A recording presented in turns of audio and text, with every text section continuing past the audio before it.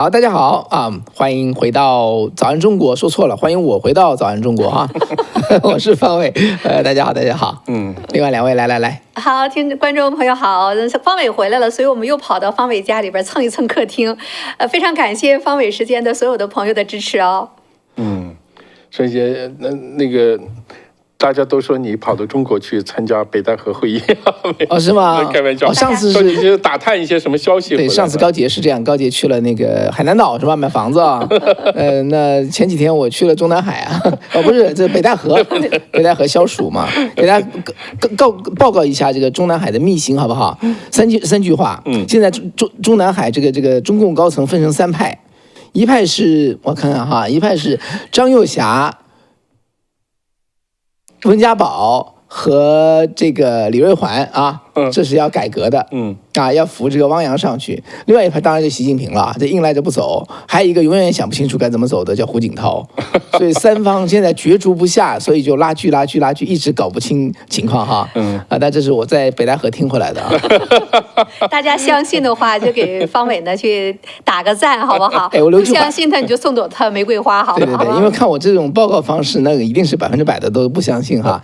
大家在这等6个月，搞不好我刚才说的全是真话。现在叫立此为证，好不好？立化为证。对，那就输给所有今天的这个听众朋友们一顿牛排。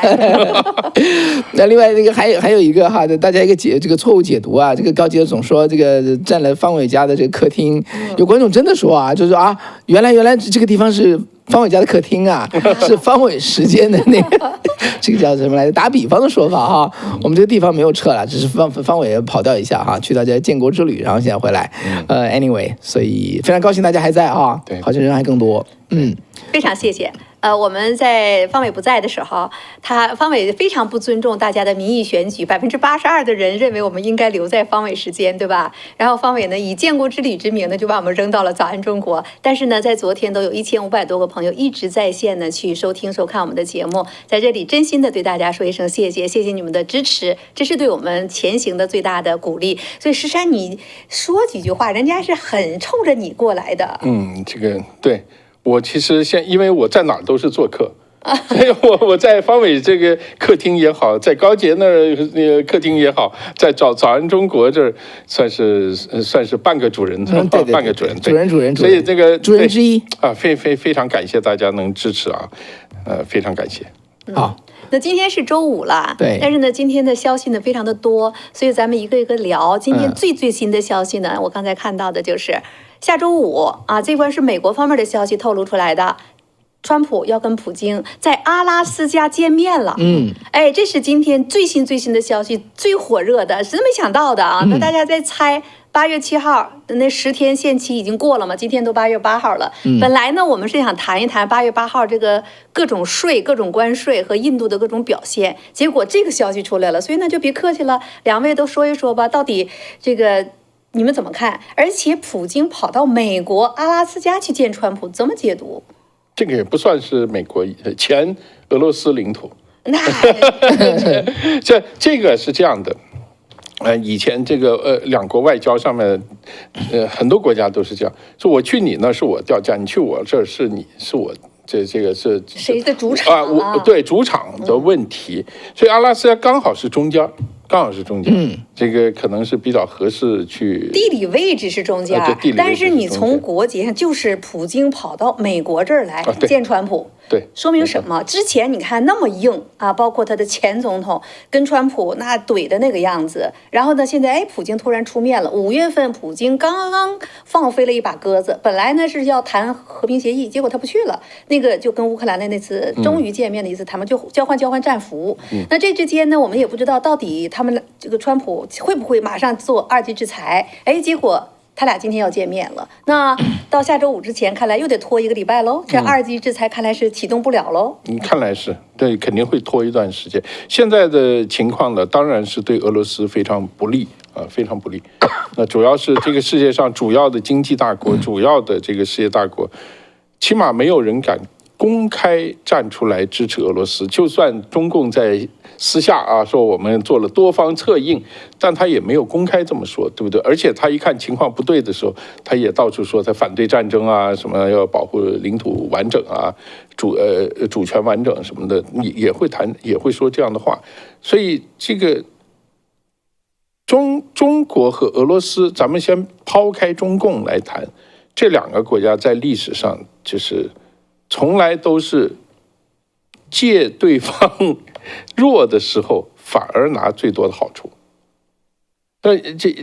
你现在中国都说这个俄罗斯沙俄时期占中国领土，最多有的说150万平方公里，有的说300万平方公里，有的说360万平方公里，因为以前的国界不是特别确定现在到底怎么样，这个没关系。但是俄罗斯确实是占了中国最多领土，但是很少人中国人去研究它是怎么占的。每一次占都是打着帮助中国的名义占的。第一次是这个英法联军，那是打那个就是第二次鸦片战争，俄罗斯要说我要来帮你，来帮你，结果就把外东北就基本上给占了，然后这是1860年嘛，那个这个最后签了个瑷珲条约，最后到北京去确认，最后呢到这个1900年就是八国联军的时候，俄罗斯又把的很多地方，包括图们江出海口，包括海参崴，包括这个江东64屯包括这个熊瞎子岛全部都是也是说是我帮你守护，这最后都给占了。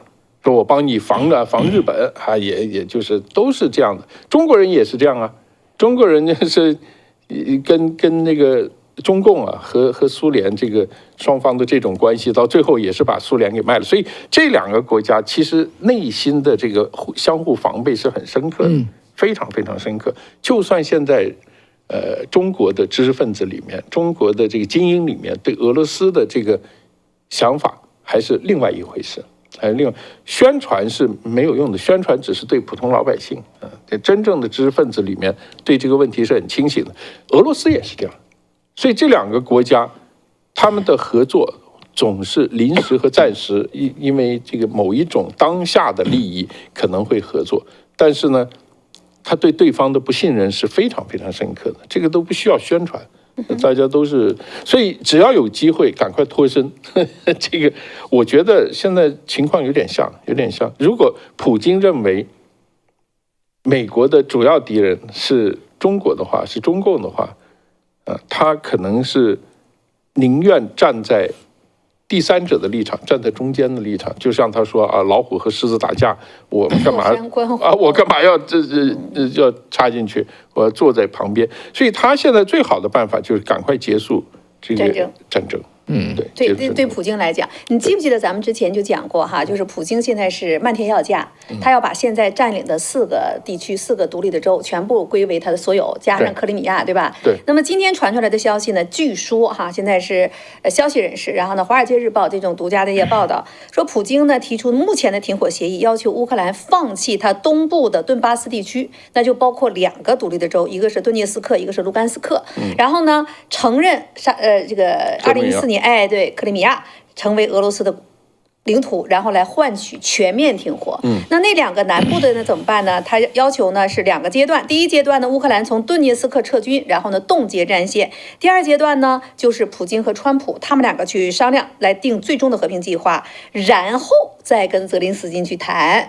然后这里边呢就没有说就是扎波罗热和赫尔松地区到底怎么办？还有呢，这个北约你到底让不让乌克兰进到北约？所以呢，这几个是今天我们看到的最新消息，比我们之前知道的普京要全面都怎么样，最起码降了一个调了。所以，如果是这样的一个条件的话，你觉得有没有可能成呢？我觉得这个可能是俄罗斯最早就想要达成的一个最基本的一个成果，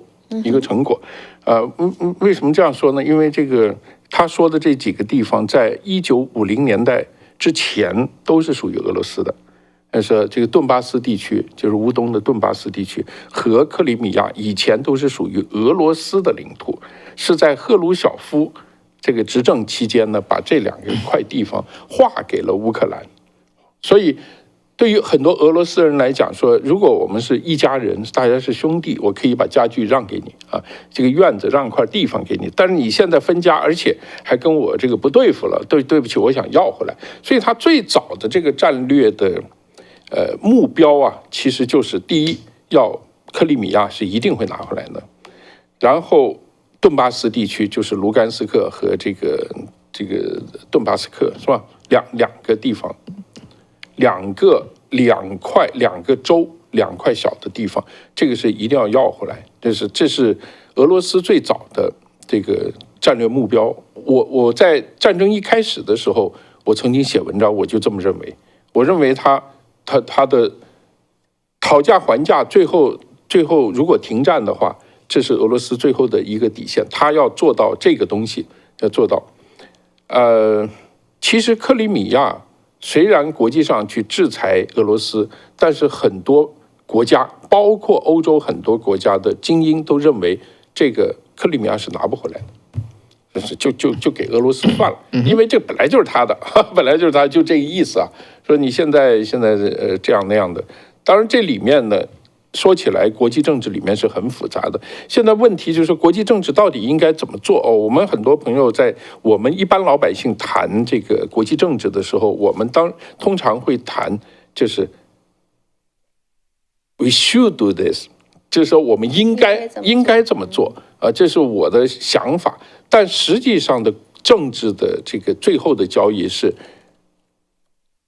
the only thing we could。The only thing we could do， 就是我只能这么做，就是说，它是一种非常现实主义的一种游戏吧。在搞政治的都是这样，是非常现实主义。所以很多朋友啊，尤其是我们做自媒体的时候，谈到美国，谈到这个国际政治的时候，我们比较容易把意识形态放到比较重要的位置，但实际上在政治操作的时候，它的利益远远会比意识形态要重要的多。这个是所有国家操作都是这样的，包括美国在内也是这样的。所以现在的情况就是说，那乌克兰这个战争怎么停止？最实际的做法其实就是现在普京谈到的这个事情。他这个条件，实际上他已经退到了他最后的一个底线。如果他再退，我估计他这个总统也就很难做了，就比较难做了。对俄罗斯的这个整个现有的这个政体啊，可能会有一些冲击。但是第一个是这个克里米亚，第二个是顿巴斯，整个顿巴斯的地区。但是另外像那个扎波罗热和赫尔松，这个就是原来就是乌克兰的土地。所以这个是抢过来以后，作为一个要价放在这儿，我到时候可以还给你，这是我的看法啊。我觉得最后的结果很可能就是现在普京说的这个情况。现在这个情况达到这个程度啊，这石山您讲的这个，我今天到战争3年多，我觉得现在有点儿能够理解，因为你看到乌克兰打得太惨了，对，死那么多人，得打不下去了，人呐、武器啊，方方面面的。但是呢，你这件事情如果按照这么来讲的话，其实普京还是赢了。为什么我这么去讲他？你二战秩序你怎么去说呀？对，你。乌克兰从你前苏联你们解体之后，你2次3次你官方承认你们独立的，对吧？你们都是几次官方承认文件的。对。现在啊，你说过去那是我的，然后我就给你打回来了。你美国也输了，你没有办法维护你二战之后，或者是你们在纸面上签的这些东西。那普京其实赢了，而且起了一个非常不好的作用。那都这样的话，咱们也都是打他3拳，我留的1拳，大家都这么干的话，那台湾也就很危险了。对，这个里面呢是有一个可以讨论的一个东西，就是说二战的秩序，乌克兰是属于苏联的。就是说，如果我说二战以后的这个所有的国家主权啊，但是乌克兰它并没有一个完整的主权。就是那个当时二战结束的时候，对二战结束的是结束，二战结束以后也是一样。所以这个叫什么卢沙野。卢沙野在法国的时候谈，他其实驻法大使，他就驻法大使，他在法国谈的时候就是谈的这个概念，也就是说，你如果以二战为界限的话，那个二战的当时的那个界限是和乌克兰和苏联和俄罗斯之间这个关系啊是说不太清楚的，因为二战结束的时候，克里米亚和这个顿巴斯不是乌克兰的，是到了50年代赫鲁晓夫又交过去的，所以这个里面这个会吵起来会很复杂。问题就你说那个布达佩斯备忘录，这个是比较重要。这个是各个介入进去了，这个你们签了字了，让人放弃核武器了。对。这个是一个非常重要的，然后最后你们谁也帮不上忙了，没错。你搞什么搞？你这么去干的话，那大家都可以这么干。这就是以此为例，对吧？你以前别开这个头，大家都不打破了。你普京开了这个头，你美国也让开了这个头，你现在走到这一步，对这个对以后的这个小皮赖吗？这不？对以后就设了一个不好的一个 sample。未来一个sample，那么以后中共就可以照此为例，咱们就这么干。台湾之前他也一直这么搞。我告诉你，这个世界不是讲道理的，人类社会、人类历史从古到今啊，从古到今，讲道理的年代是很少很少的，大部分是不讲道理，讲什么？讲实力，看谁拳头硬，看谁经济好，看谁国力强盛。这个才是最重要的一个事情。所以现在呢，如果美国的问题是你国力够不够，欧洲你国力够，你的那个实力够不够？如果你实力不够的话，你在这个地方你是讲不了道理的。你是讲道理的，你实力够的时候，你跟大家讲道理，这个非常好，大家很开心，很开心。但是当你实力不够的时候，当你这个衰败下去，你的制造业、你的这个经济开始往下走的时候，别人跟不跟你讲道理，那是别人的事情，这个就很难说了。所以我说这个世界永远都是，就是这个政治啊，都是最后是靠实力来讲话的。所以那个不是很有名的一句话，当这个实力悬殊的时候，实力就是外交；当实力差不多的时候，外交就是实力。现在就是实力有点接近了，所以变成了。外交怎么玩是变成了看，就是看谁能赢，就是赢在外交上了。我说个跟你们观点不太一样的看法哈。我觉得目前呢，大家都觉得是看这个样子，战争好像可以结束哈。因为首先双方很快就说下个星期五见面嘛，对不对？已经说好见面了。但是我觉得这件事情总是很怪。怪在什么地方呢？就是那个普京的 behavior。我最开始我想起来，我以前跟唐景远这个叫做什么打赌牛排，我输掉了哈。原因就是因为我认为哈，这个川普是能把普京拉到自己这边来的，从中共那边他就没有拉过来嘛。不仅没有拉过来，我觉得普京跟中共贴得越来越近，商量的东西越来越多，中共的行为模式在他身上显示的越来越多。比如说吧，他就是软的硬的同时来哈，手法很多呀。比如说他手下的，比如说梅德韦杰夫，他的这个前总统嘛，那说话真的说得很凶啊，把川普气到2个核潜艇调到边上来。梅德韦杰夫绝对是在普京授意下说的，我认为哈，因为在这种国家哪有他自己的什么大嘴巴言论自由这一说呢？所以他说的那么狠的话，普京让他说，然后其实普京很多手下都说硬话，普京自己说软话。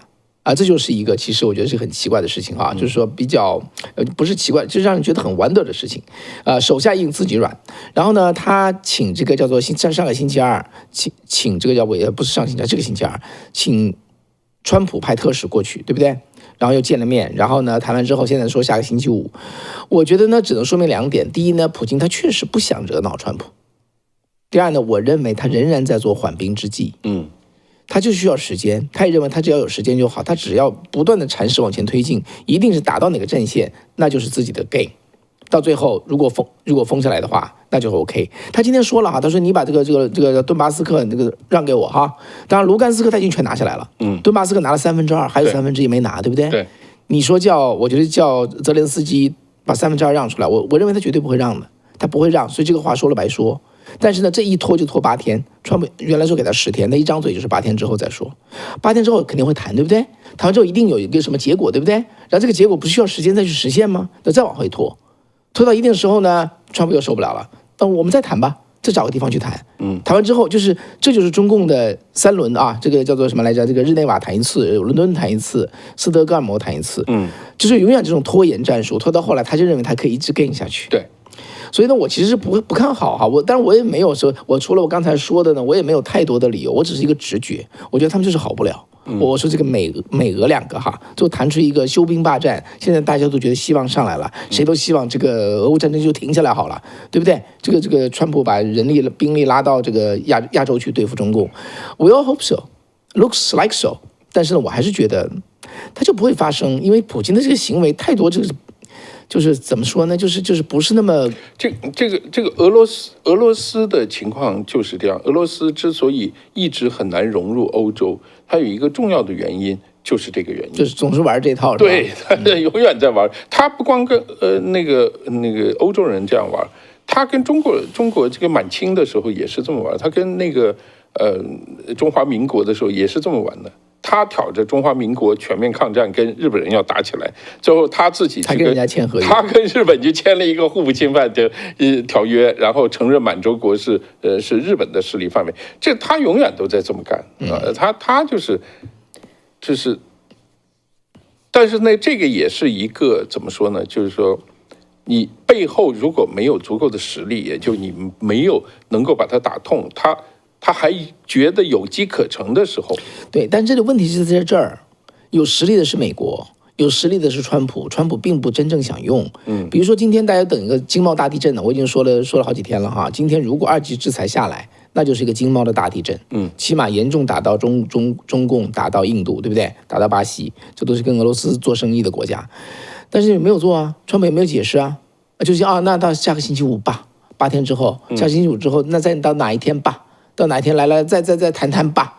维特科夫去莫斯科，我不知道去了几次了，对，没有用，所以我不看好啊。我们再过这个叫做10天半个月之后再看，我觉得我不看好会停战。现在这个节骨眼啊，现在这个节骨眼非常的关键，对川普来讲，我觉得川普也不是不知道，他一次的被普京一直在拖延这个时间，所以呢，他给他最后10天的时间。当然了，到8月7号，今天已经8月8号了，10天已经到了。对。然后呢，这个中间你看，印度那边就出现了反复。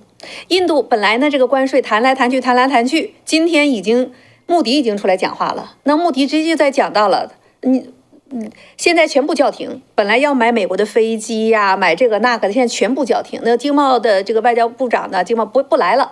现在川普呢这边要加50%的关税。那现在呢，穆迪本来呢我们看到的这个势力要拉走的，所以你这个节骨眼很有意思。普京现在答应见面了，完了穆迪这边、印度这边又搞僵了。那么川普之前已经说到了，他要祭出2级关税。就像刚才方伟讲的，如果这次川普再给一次机会，给普京再拖他8天，这8天之内这边谈着，这边还在乌克兰再去打他，因为他现在是 double 的这种无人机不断的在攻击基辅，不断的在攻击乌克兰境内的这个，现在还在攻击。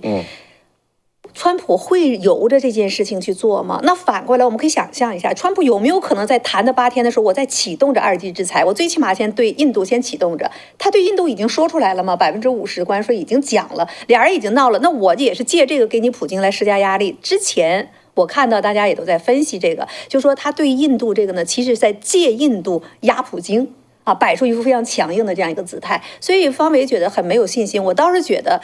这个是恰恰川普也用他的这种方式，在吊着普京压着这个印度，同时给着中共做着看。所以接下来这个制裁呀，如果在这谈判的7、8天之内，普京还敢玩这个的话，川普很有可能拿出去的。这是我个人的看法。我觉得不会哈。我知道你的逻辑哈，但是我觉得不会。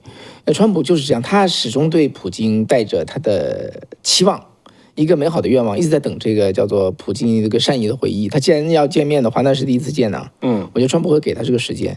所以呢，这个事儿，对，反正我就再说一下，我就觉得我今天看了一个细节哈，就现在印度不是跟美国也杠起来了嘛，对不对？美国打他50%的关税上去，你会觉得他要弯腰吗？他就说为什么这样制裁我，既不合理也不正确等等之类的，说了一堆。但什么意思呢？他说你美国呀，你也在买俄罗斯的东西啊。你在买几10亿美元的东西，我就去查了一下，你知道吧？那确实没有错，因为美国农民需要的尿素，这确实俄罗斯有哈，还有就是油啊，就是那个核电站需要的那个油，也是从俄罗斯提炼，俄罗斯占全球44%。但是宏观 picture 是什么？宏观 picture 是美国从俄乌战争开始以来，美俄贸易从330亿变成就20亿，就是刚才我说的这两个东西。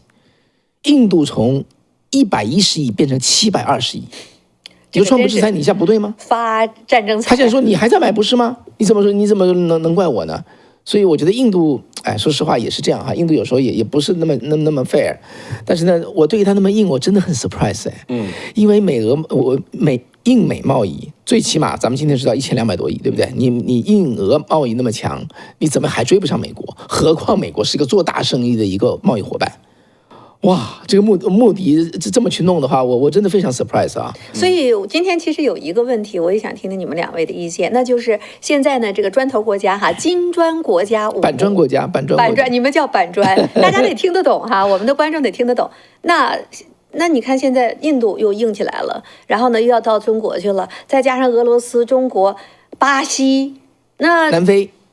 再加上南非，那现在在这个节骨眼上，他们还真的能抱成团吗？你们怎么看啊？那是砖头，这个要想砌成墙、砌成房子，它有条件的，不是说堆在一起就能砌成个房子，那个是要有水泥，要有压力。现在这个压力来了，对，压力来了。所以现在就是我插一句说水泥好不好？我觉得印度也好，这个巴西也好，他们认为的水泥就是中共能给的钱。所以现在就是今天待会儿我们要谈那个话题嘛，中国的老百姓或者中共政府已经穷到什么地步了？我觉得他们好像搞不太清楚状况啊。抱的那个大腿现在抱到什么程度了？完全不是美国的这个状态。当然。所以呢，最后这5块砖头的砌不成墙，最后就堆成一堆烂砖头。所有的这些压力，川普之前一直在讲的，你们敢在一起结盟搞我们美元，是不是？那就100%关税。所以又回到关税这上面了。关税是川普的一个非常有力的武器。所以你说他们到底是抱团取暖呢，还是抱头痛哭呢？问问我们的观众朋友们，你们觉得啊，今天这个压力啊，刚才讲的水泥啊都在这儿，普京要跟这个川普去见面了，那你们觉得他们这个砖头五国啊，他们能不能抱团啊？是痛哭还是取暖？打一个1吧。你要如果抱团能抱到一起呢，你就打个1；你说抱到一起痛哭吧，够呛，你就打一个2。因为这国际政治它已经是牵一发动全身，那加上川普的这个关税，全都搅和到一起去了。川普就要用这种方式不断的施压要解决。你说你这个太有意思了，我就觉得我们真的是在见证了从2战以来最复杂的这么一个国际形势，很有意思。所以您觉得和你俩在这上面就看法就不太一样哈？因为我一直觉得，印度没办法，他不敢退，他偷退，但表面上不能退。退什么？退砖头啊？不是，就是对跟美国的这个争端呢，他不敢退。因为上次我也谈到一个这个话题，也谈到这个问题，就是印度这个国家呢，它是有史以来就是在它独立之前，从来没有一个中央集权的政府。从来没有过一直都是比较散的，它是非常松散的一个国家。所以印度，我们谈到印度，它是更多的是一个地理概念，在历史上它是更多是个地，它就是其实它并没有一个像秦始皇这样的有一个自己的官僚体系，有一个这个中央政府啊。他其实并没有，他更像欧洲这种，有一个皇帝，好，大家认你是皇帝，明天我就不认了，我明天认另外一个人了。所以这个现在呢，自从印度独立以后啊，从英国独立以后，他们一直想做一个比较强硬的中央政府，这个呢会引很多问题，当然最根本的问题是经济不行，所以在穆迪的这个现在领导下呢，他有几个东西。第一个，他经济开始越来越好啊。第二个呢，他是用一个大印度主义来统一全部这个印度人的这个意识形态，就是这种情绪，这个认同吧，国民认同，它是刚刚开始上了一个高度。所以过去10年，印度的民族主义是高涨的。是吗？对，高涨。这种高涨呢，我们可以看到是印度对中国的态度啊。为什么他绝对不能退？他一定要很硬很强，因为这个东西是是现在印度特别需要的一个东西，所以为什么穆迪总是连任？因为他就是表现的非常强硬的一个态度，他对谁都表现的非常强硬。所以在目前这个情况下，如果他对美国显得比较软弱的话，这个里面会产生一些他自己的一些问题。这是印度本身他面对的一些问题。那你觉得他会不会？这个叫非常尖锐的冲突过了之后，或者他政权的稳固的这个问题，这个威胁降低之后，他还跑出金砖来跟美国讲和呢？我觉得他现在如果他要延续他这个经济的这个后市啊，他必须得对，我觉得也是这样，他必须得他也现在因为这个世界上，因为说实话，这个世界真正的靠2次世界大战以后吧，靠本土市场变成一个经济特别好的，基本上很少。是，它必须得依托一个外部的市场，也就是说，它的制造业、它的制造能力必须要用别人的市场来完成。因为这是一个循环，一个圆圈。你有制造，然后卖掉，然后利润回到制造，然后你才能不停的长大。对，所以在所有的国家都是我发展这个制造业。那我必须要出售这个东西，所以每一个国家都有一个问题，就是这个就叫所谓我们说吧，产能过剩。产能过剩是相对于本国市场来谈的，所以这个就是要做外贸，所以这也就是所谓的这个全球化的一个最重要的一个动力。所以现在问题是全球化的终端的消费市场是在美国。所以，如果你被排除出去这个市场的话，等于是过去2战以后的这个经济模式是你要完全改变，你才能做到你的经济发展。所以这个对我相信对印度也好，对很多国家来说也好，他们非常充分认识到这个问题。这也是川普为什么他的关税这个全球关税的这个政策能够起到一定的这个效果的一个最重要的原因。那大家都看得到，这个就是一个现实。巴西50%关税，印度50%关税，俄罗斯正在制裁当中，然后呢，中共放到那儿晾到那儿哈，90天以后咱们再说。所以呢，现在还剩个南非哈，30%，南非30%，对吧？你现在基本上这几个国家，那川普的这个关税都压在这儿呢，那中共那个可能会更高。那这一部分下去，巴西的经济就那个样子了，印度也得靠美国的这个市场。这里边现在把俄罗斯也拖到这个份儿上了，就是中国。但是我看到昨天，就包括今天，中国的海关这个数据呢，7月份中国的外贸出口呢，现在是上升的啊。那它这个呢，一共是同比今年上半年经济同比增长了5.3%，其中出口5.9% 的增长是主要靠这个呢顶起了它的这个经济。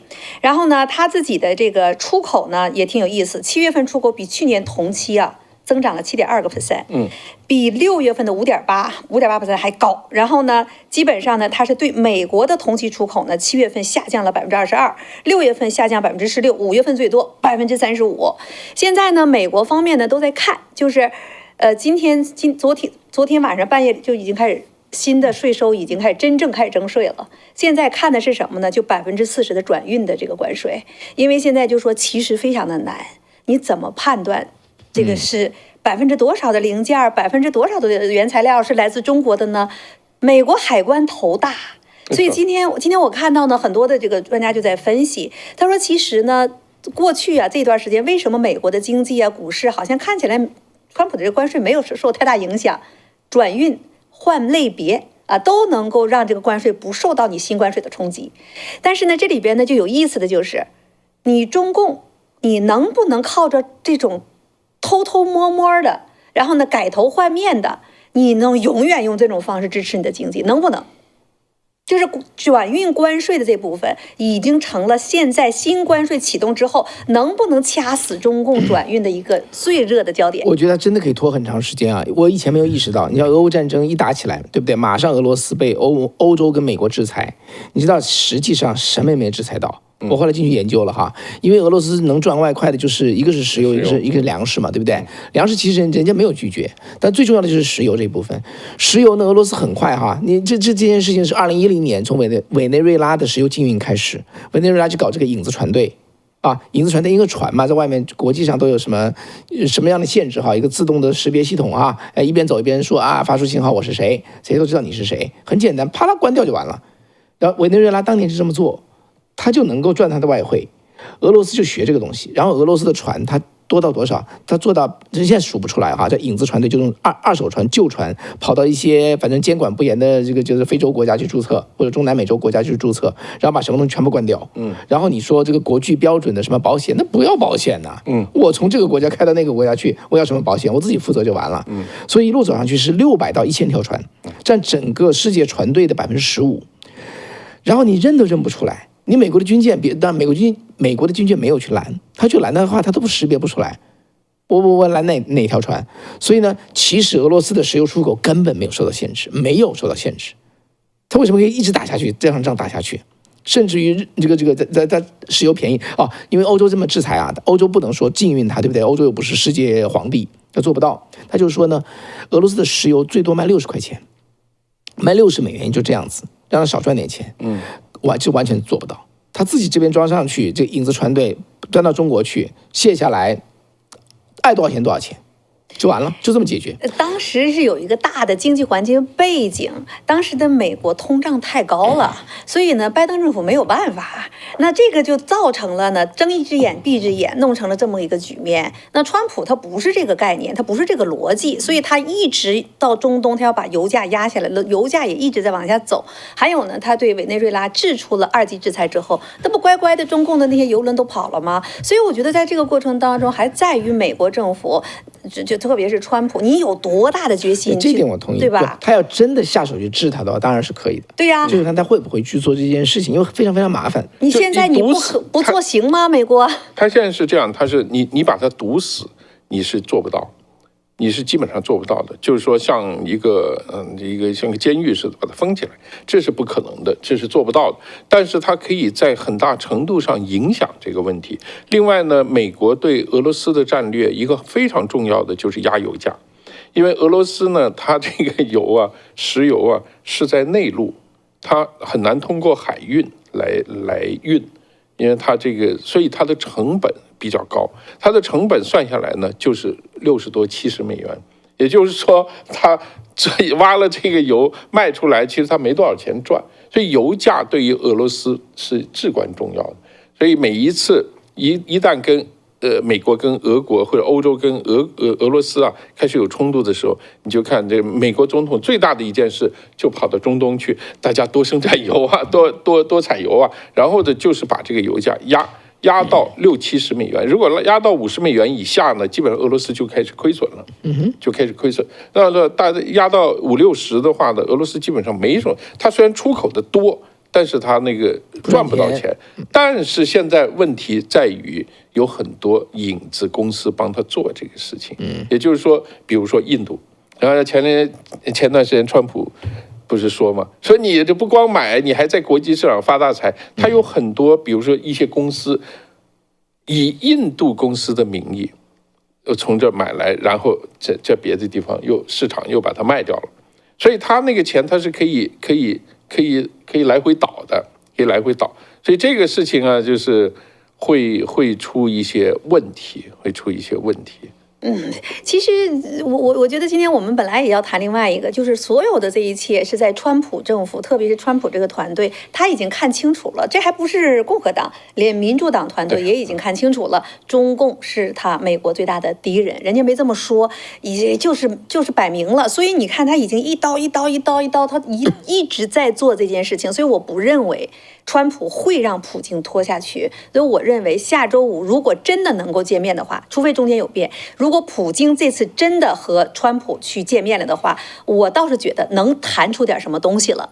那这是我个人的看法，因为川普大家都在看川普你的关税，川普到今天为止，到8月8号今天为止，他的对内对外的政策，他是一步一步的已经取得了成功。虽然中间有很多的这种反复，他确实是在取得了成功。你比如关税的问题，欧盟搞定了，日本搞定了，包括那个瑞士39%，他就得跑过来去跟川普要见面。我看到瑞士的媒体就在分析那个瑞士的瑞士的把他这个总理骂惨了，总统给骂惨了，就是他没处理好跟川普之间的关系嘛，他以为还像泽林斯基还要批评川普，所以他周4跑到美国来想见川普，川普不见他，他只见到了这个国务卿卢比奥，什么也没谈成，所以39%的关税对于瑞士都已经起作用了。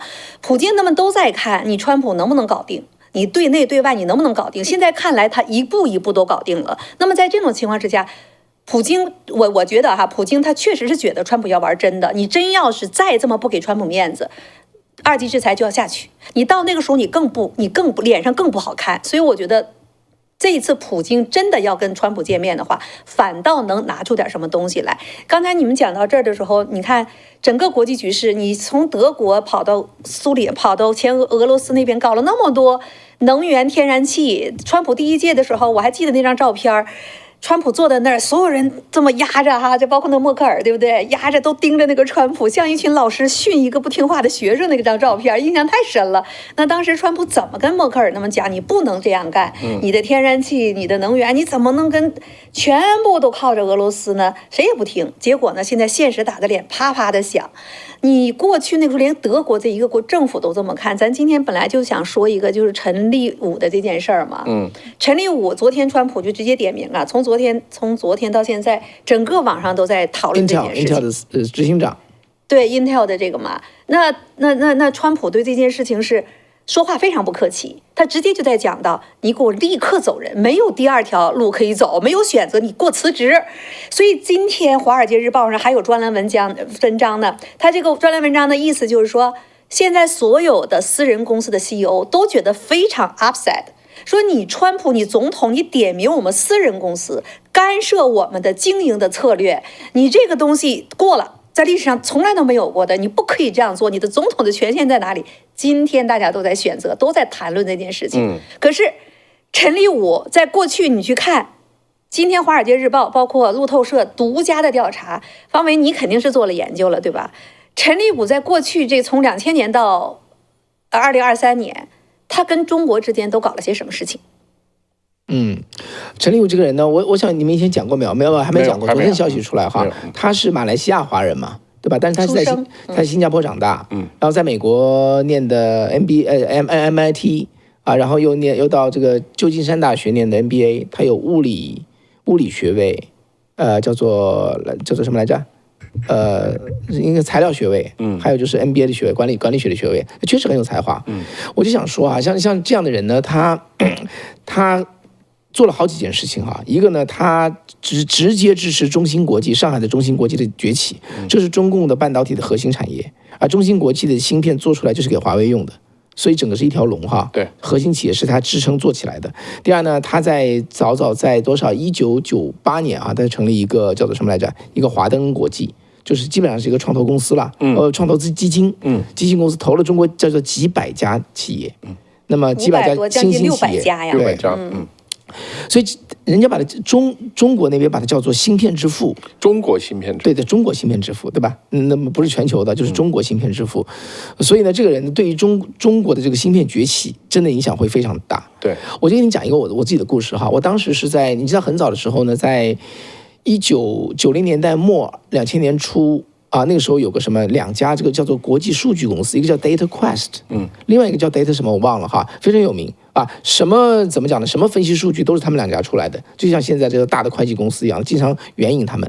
我在那个 Sunnyvale 的时候呢，看一个仓库，这个仓库的这个老板的朋友就是这其中 DataQuest 公司的一个 VP， 是个华人，在美国长大。然后他就跟我讲当时我们谈生意嘛，他也希望我签合约，跟他们一起合作嘛把我当个朋友，反正也不认识，有时候见到陌生人呢，你会什么都说出来，无所顾忌，对不对？他当时跟我讲，我印象真的很吃惊。当时呢，就讲的是他要劝美国公司到苏州去建那个半导体工业园。他说数据中心，他说我告诉你怎么建成的整个中国的半导体的发展的前景全是我们编的。我们出这样的数据，中国的人口有多少？我们最后怎么去推断出来说这个中国的购买力有多强？就像那个可口可乐要去中国大陆，为什么呢？因为每个人买一听可乐，那么10亿人就是10亿听可乐，就是画这个图。他说我们把这个东西卖给美国的高科技的企业，他们在我们的影响下就一家一家过去。他说将来我会很自豪，我做的这件事情。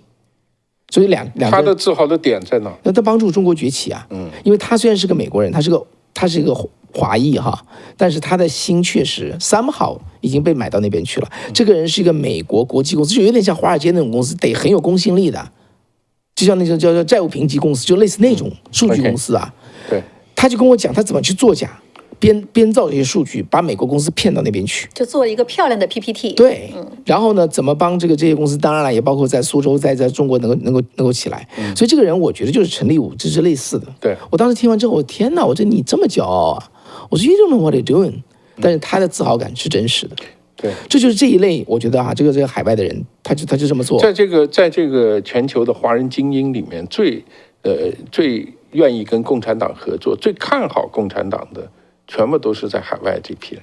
对，我觉得在中国国内的这些精英啊，知识分子很多精英，其实还是这些大概知道共产党会怎么样的，所以但是这些华侨，尤其是东南亚的华侨，这个会是你看我讲的关于陈立武的几个事情啊，一个是中国国防科技大学，他搞那个他们的叫做核武器的核爆炸的模拟实验嘛，就需要很多的这个芯片或者处理的数据哈，那么他来提供软硬件给他们。那么另外呢，就是他以前最有名的，他是 Cadence 的老板，在硅谷谁都知道 Cadence 啊 ，Cadence 的老板就说叫做什么来着？翻成中文叫做什么来着？华裔啊，叫什么？华瑞吧是什么？华裔公司，不管是我们就说 Cadence 好了，他的这个公司在2015年到2021年6年的时间，在明确知道违法的情况下，向中国科技大学出售敏感的半导体设计工具、软件和其他技术。当然了，肯定中国所谓的国防科技大学就是其中一个而已。他多少全都这么去做，没错。所以像这个 Cadence 里头多少这个华人的工程师啊，我从硅谷出来的我都知道哈。所以呢，那简直是，我们白天还在说嘛，对不对？你说美国前几个月寄出 EDA 啊，就是 Electronic Design 什么什么 Assistant 啊 ，EDA 的这个技术管制，怎么可能管制？全是人家都是华人手里的东西，你管制谁呀？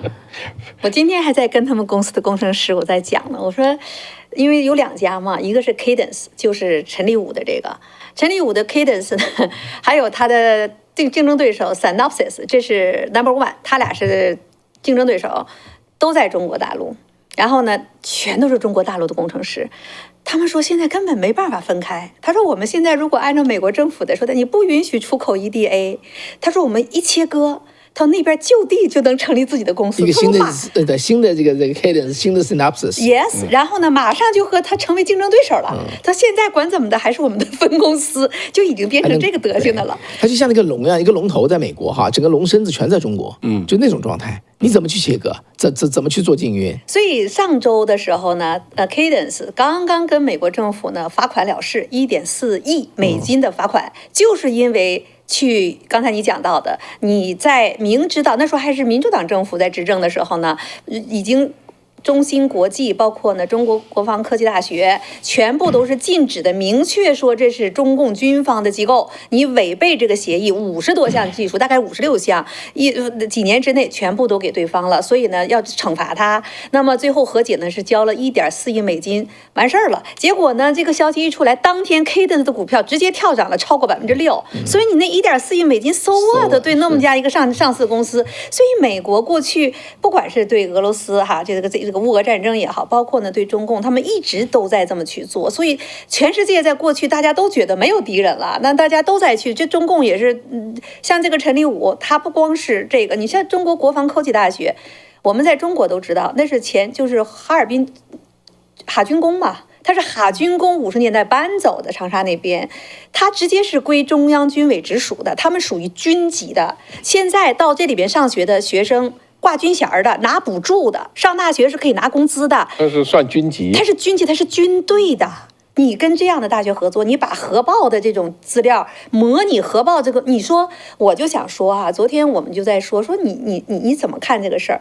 如果说之前美国政府在国家安全方面没有大的政策，我说我不会责怪这些 CEO 和公司，你不去，大家都去。有那么多人各种目的都跑到中国去了，中国政府大笔的花钱。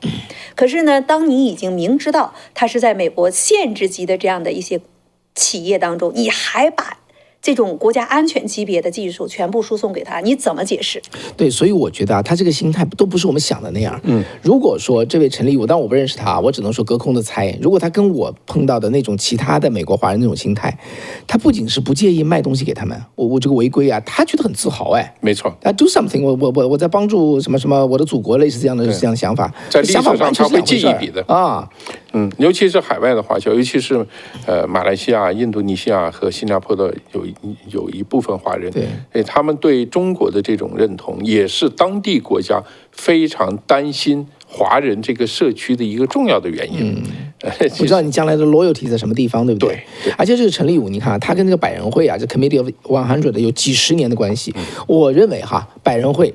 但我也没有仔细的调查，但是我知道这个2018年胡佛研究所就有发报告，2020年新闻周刊也发报告说，这个百人会就是尽量的避免批评中共和他的政策，那么在各方面对中共都是采取就不讲话的态度。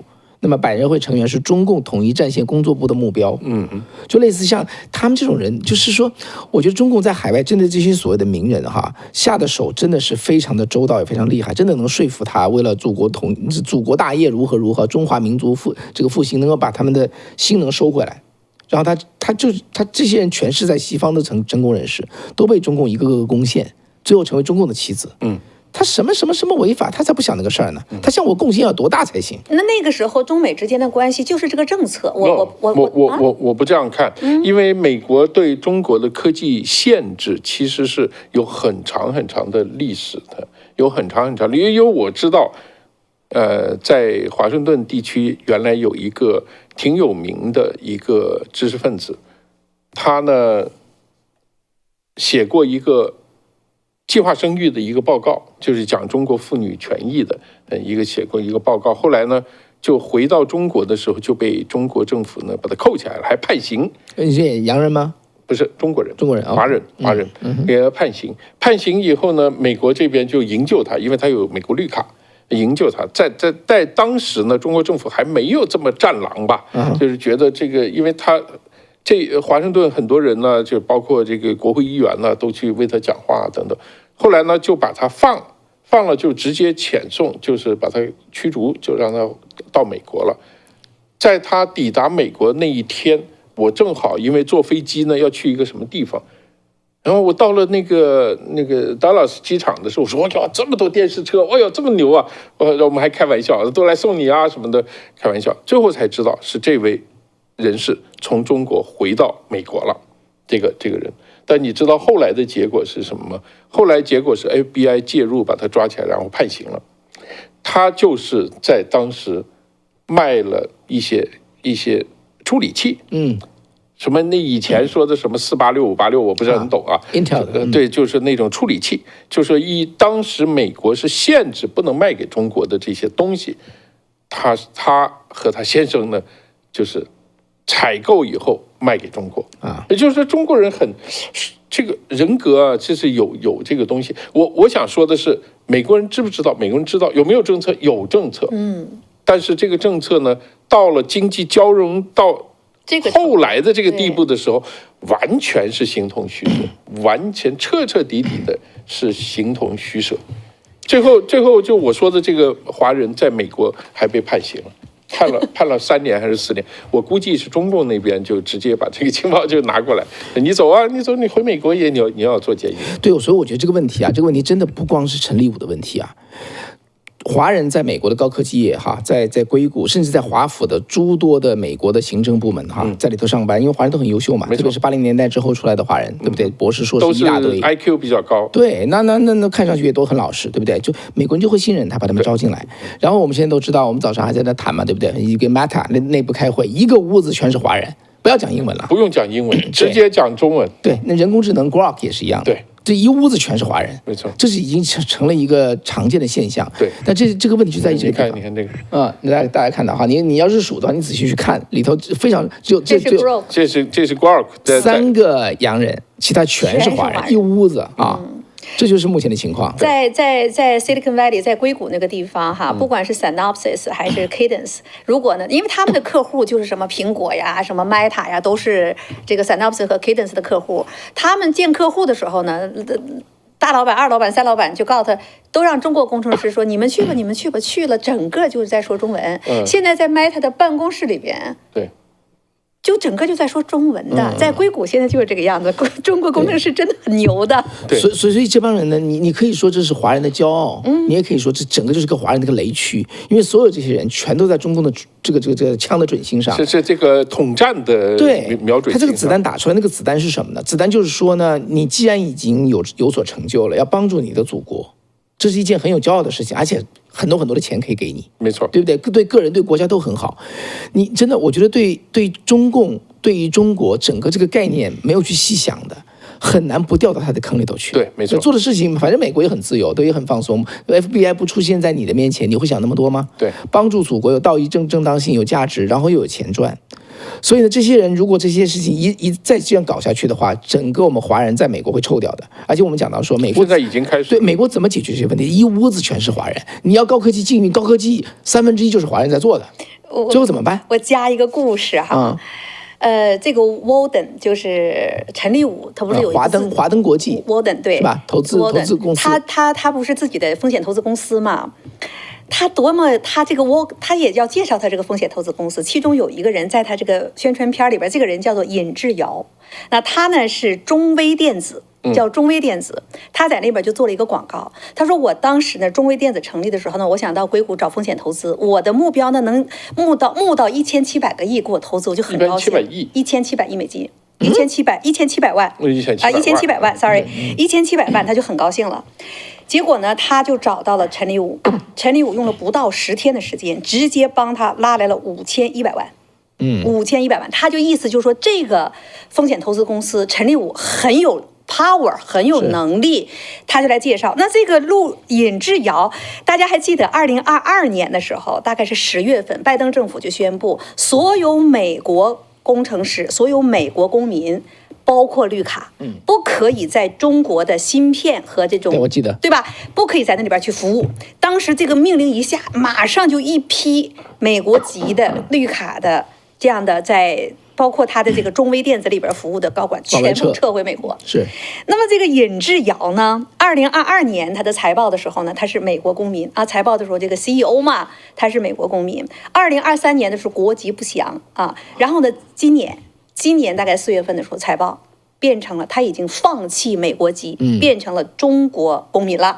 所以什么意思呢？这个人今年已经81岁了，也是在硅谷。原来呢是北京出生，然后呢咱在洛杉矶加大，他是学的化工物理专业。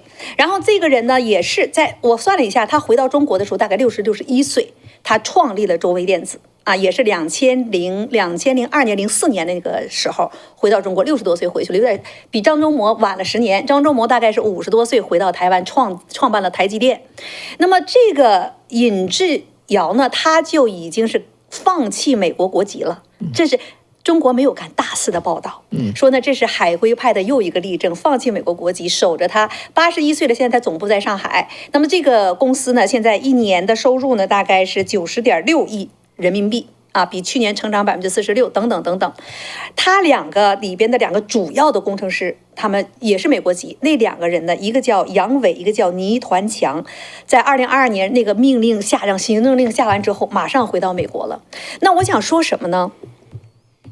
陈立武啊，昨天晚上给他的团队呢就发了一封信，在 Intel 的内部，他说我在美国已经生活了40年了。他说那意思就是我呢愿意让美国强大啊，这是他的一个说法。可是刚才你讲到说中共拿枪瞄着你，你看一看尹志尧做的是什么事情。如果说还有人回到美国拿着绿卡说我想要美国，这个人是直接放弃美籍的，直接回到了中国。而且呢，你做的这个中微电子现在已经被列入，也是中共的叫做军方的这样的一些公司，也在美国的制裁名单当中，限制级别的名单当中。这个人也是陈立武一把推起来的。陈立武可不是推了1家公司，他整个在中国投了将近600家，其中最少有8家直接是中国军方的公司。所以陈立武跟中国之间的、跟中共国之间的利益如此之密切的这种情况之下，再有了这个尹志尧这种人物，我都可以这个时候放弃美国国籍跑到中国去。你觉得美国政府怎么看你这帮人？对，所以真的，这就是如果华人呢，在美国的华人，特别在位居要职哈，或者非常重要的这种技术能力啊，有这种能力的人，如果不能清楚的看清楚自己该怎么办的话，这个人群会变成个高危人群，会把整个华人群体就拽下去的。因为中美看的就是走向一个火车相撞的状态。在这种情况下，你还想两边都能拿好处，对，这是根本是不可能的。看来这是没有办法避免的。这个事情呢，我有看到另外一个趋势，就是有这么一个人群，这个人群对这个世界的未来非常重要，就是这一批华人的这个群体，就是他搞 IT 的、搞这个 AI 的这个群体，谁控制了这个群体，谁可能对未来就有主动权。所以这对于美国政府来讲，他们可能要认真想一想这个问题。真是啊，如果是他只是靠下命令，或者说这个你这样那样的罚款啊，这种我觉得是不 work 的。他们一定要就是说除非美国能想出一个整体的，从这个价值观、从意识形态上、从这个就是更高的这个立场啊，从更高的这个认识去判断这个事情，给整个怎么解决这样一个团体，怎么样做。他们如果不能提出一整套方案的话，他是注定要输这场战争的。那输了这场战争，未来会非常非常被动，这是对美国来讲是一个非常大的挑战。好，我从另外一个角度啊讲这个事情的解决方案，我觉得你说的呢，当然是一个比较理想的 solution， 但是呢，美国政府，我不能说从来不搞哈，几乎不搞。叫做叫什么辅导正确价值的一个树立，对，它没有那个功能，它从第一天就没有这个功能，而相反的，这个功能是由民间来扮演的，没错，就是说美国的有识之士、有思想的人，他自己去募款啊，他自己去成立一些叫做非营利的组织，他自己去把他的时间拿去不去发大财，而去做这个价值观的教育，包括从美国的教育系统啊，美国的方方面面的各种宪法团体，所以我反而觉得哈。华人自己要救自己，必须的。对，你自己不救自己，我认为美国政府不会来救的。第一，他搞不懂；第二，他搞懂的话，他最多就是拨你点钱而已，他也不会细致的操作。包括我们今天讲的事情，我觉得你一个美国政府在这旁边，美国政府的官员他不一定听得很懂，对不对？他说这些人，对啊，我们这跟政府功能有什么关系？我们没有部门，没有资金，没有机制，没有训练，没有经验干这些事情。对，那是学校的事。对，所以我就说哈，咱们在这说，今天不是在这放空话哈，对，能够咱们有缘能在一起来探讨这个问题，我觉得这是很有意义的。是，将来真的，假如华人的高端的高科技，从1980年代出来留学的一帮人，有一帮人成为美国的高危分子，成为危险分子，无意之中威胁美国国家安全。造成整个美国华人的一个叫做什么沦陷，或者被人家这个另眼看待，甚至将来全部被圈起来、被看起来，这不是不可能的事儿啊。如果就是观念错了，什么都会错。对，所以呢，反而说华人自己互相提醒，支持好的华人的这个非营利组织、华语的媒体，把这件事情讲清楚，因为这件事情我觉得是不难讲清楚的。对不对？中共现在把中国折腾成什么样？待会儿我们会去谈。你还去支持那个东西，以为你在帮助祖国？这个祖国已经沦陷给共产党了，一个外国来的一个叫做什么外来的一个势力，对，跟中华文化完全没有关系的，已经沦陷给他了。你再去帮助这个叫做攻陷中国的一个外来入侵者，你觉得是为了祖国好吗？所以我觉得这些问题我们就去讨论，我们讨论清楚了。当然了，美国政府我觉得最好，我觉得他能出钱就很好了。假如我们能说到，起码他能认识到这个问题的严重性，对，认识到这个方向啊，这个东西就是我相信现在有很多华人可能正在想，这应该怎么解决这个问题，应该怎么处理这个问题。我相信在海外的绝大部分的华人对共产党是反感的，当然在是面对具体利益的时候，应该是去怎么样判断，这是每一个人自己要做的决定啊，但是。如果这一批华人，这样说吧，未来呢，这个世界的未来的一个走向，跟这一批人是很有关系的。你要知道，现在 AI 差不多一半的这个做 AI 的人都是华人，是，所以他们这一批人等于是换句话，我们这一批人，我们家有小孩也在做这个事情。他们这一批人实际上有可能对世界未来的走向起了一个决定性的作用。那这一批团体，它是应该怎么做呢？它的未来从哪个方向呢？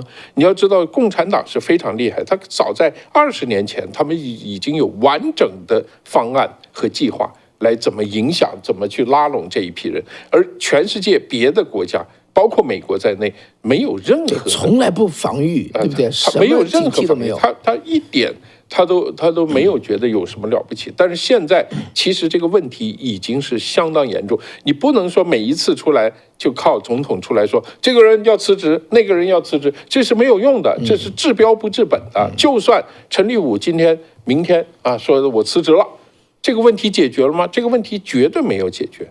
对，下到一个 AI 的工程师，上到一个 Intel 在2000年的时候是世界上最大的芯片，叫做计算芯片的这个叫龙头，对不对？没错。那在美国政府看来，这是什么？这是我们美国人自己的公司。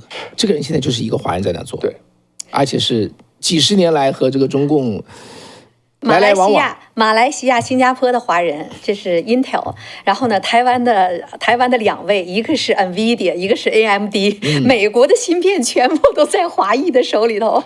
不看，还有那个现在加工的代工还是要在台湾，在一个 TikTok， 还有对，所有这些呢，现在美国都吓死了。我跟你说，他们都在盯着。那这些事情呢，其实大家要好好想一想。那么这个陈立武到底走和不走？昨天呢，我们看到Intel 的这个董事会也是发声明辩护这件事情。他不走嘛，对不对？他也说他不走。对。那我就要问一问你们觉得他走和不走？问问我们的观众朋友们，你们觉得陈立武会不会离开 Intel？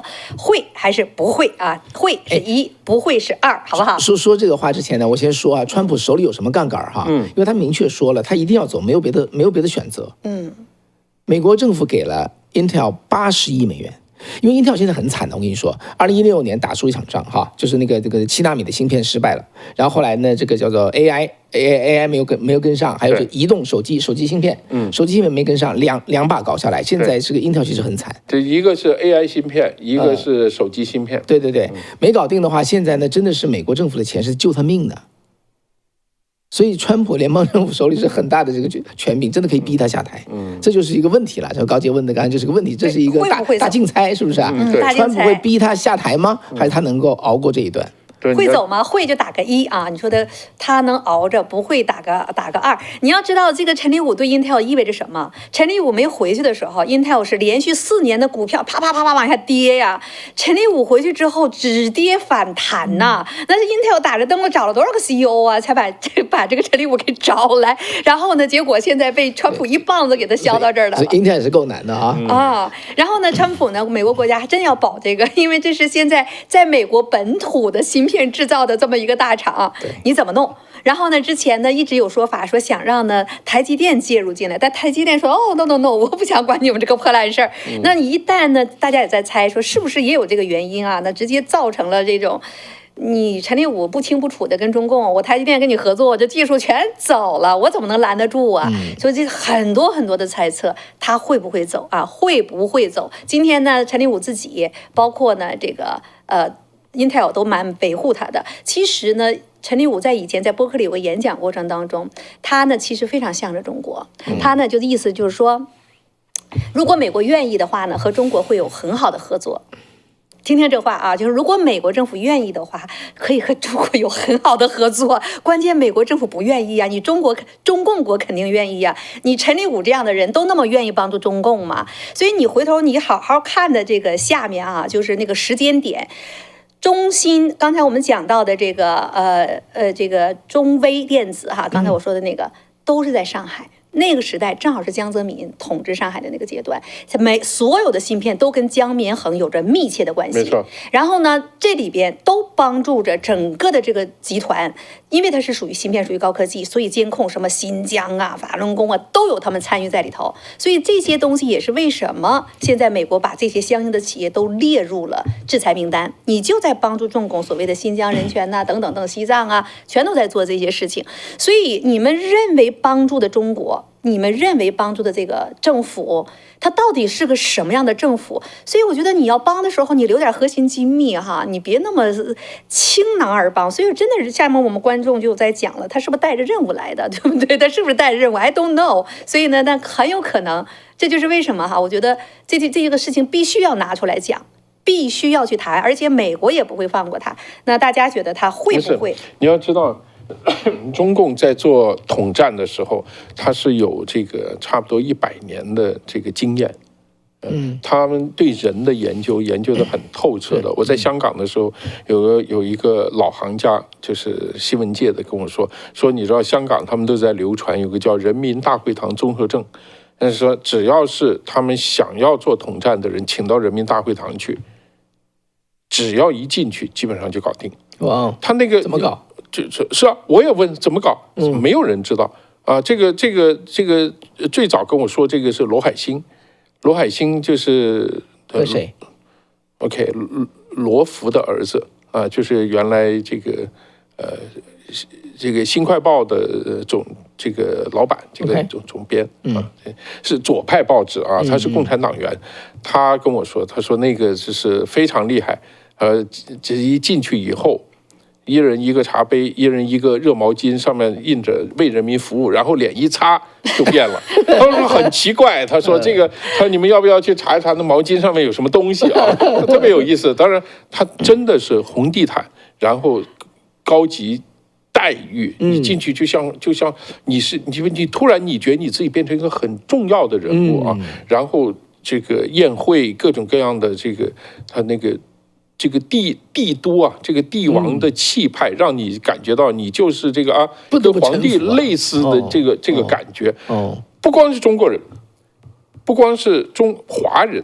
美国人也有这种情况，很多美国的地方官员没有去中国之前跟你讲啊这样那样，去一趟中国回来就变，是啊，可能也是为人民服务的毛巾也擦了一把脸，就谁也不知道。然后就说那个给你一个这是现在可能没有人为民服务啊，以前才有，上面那个大茶缸子上面有为人民服务，然后写人民大会堂，然后你还可以拿走。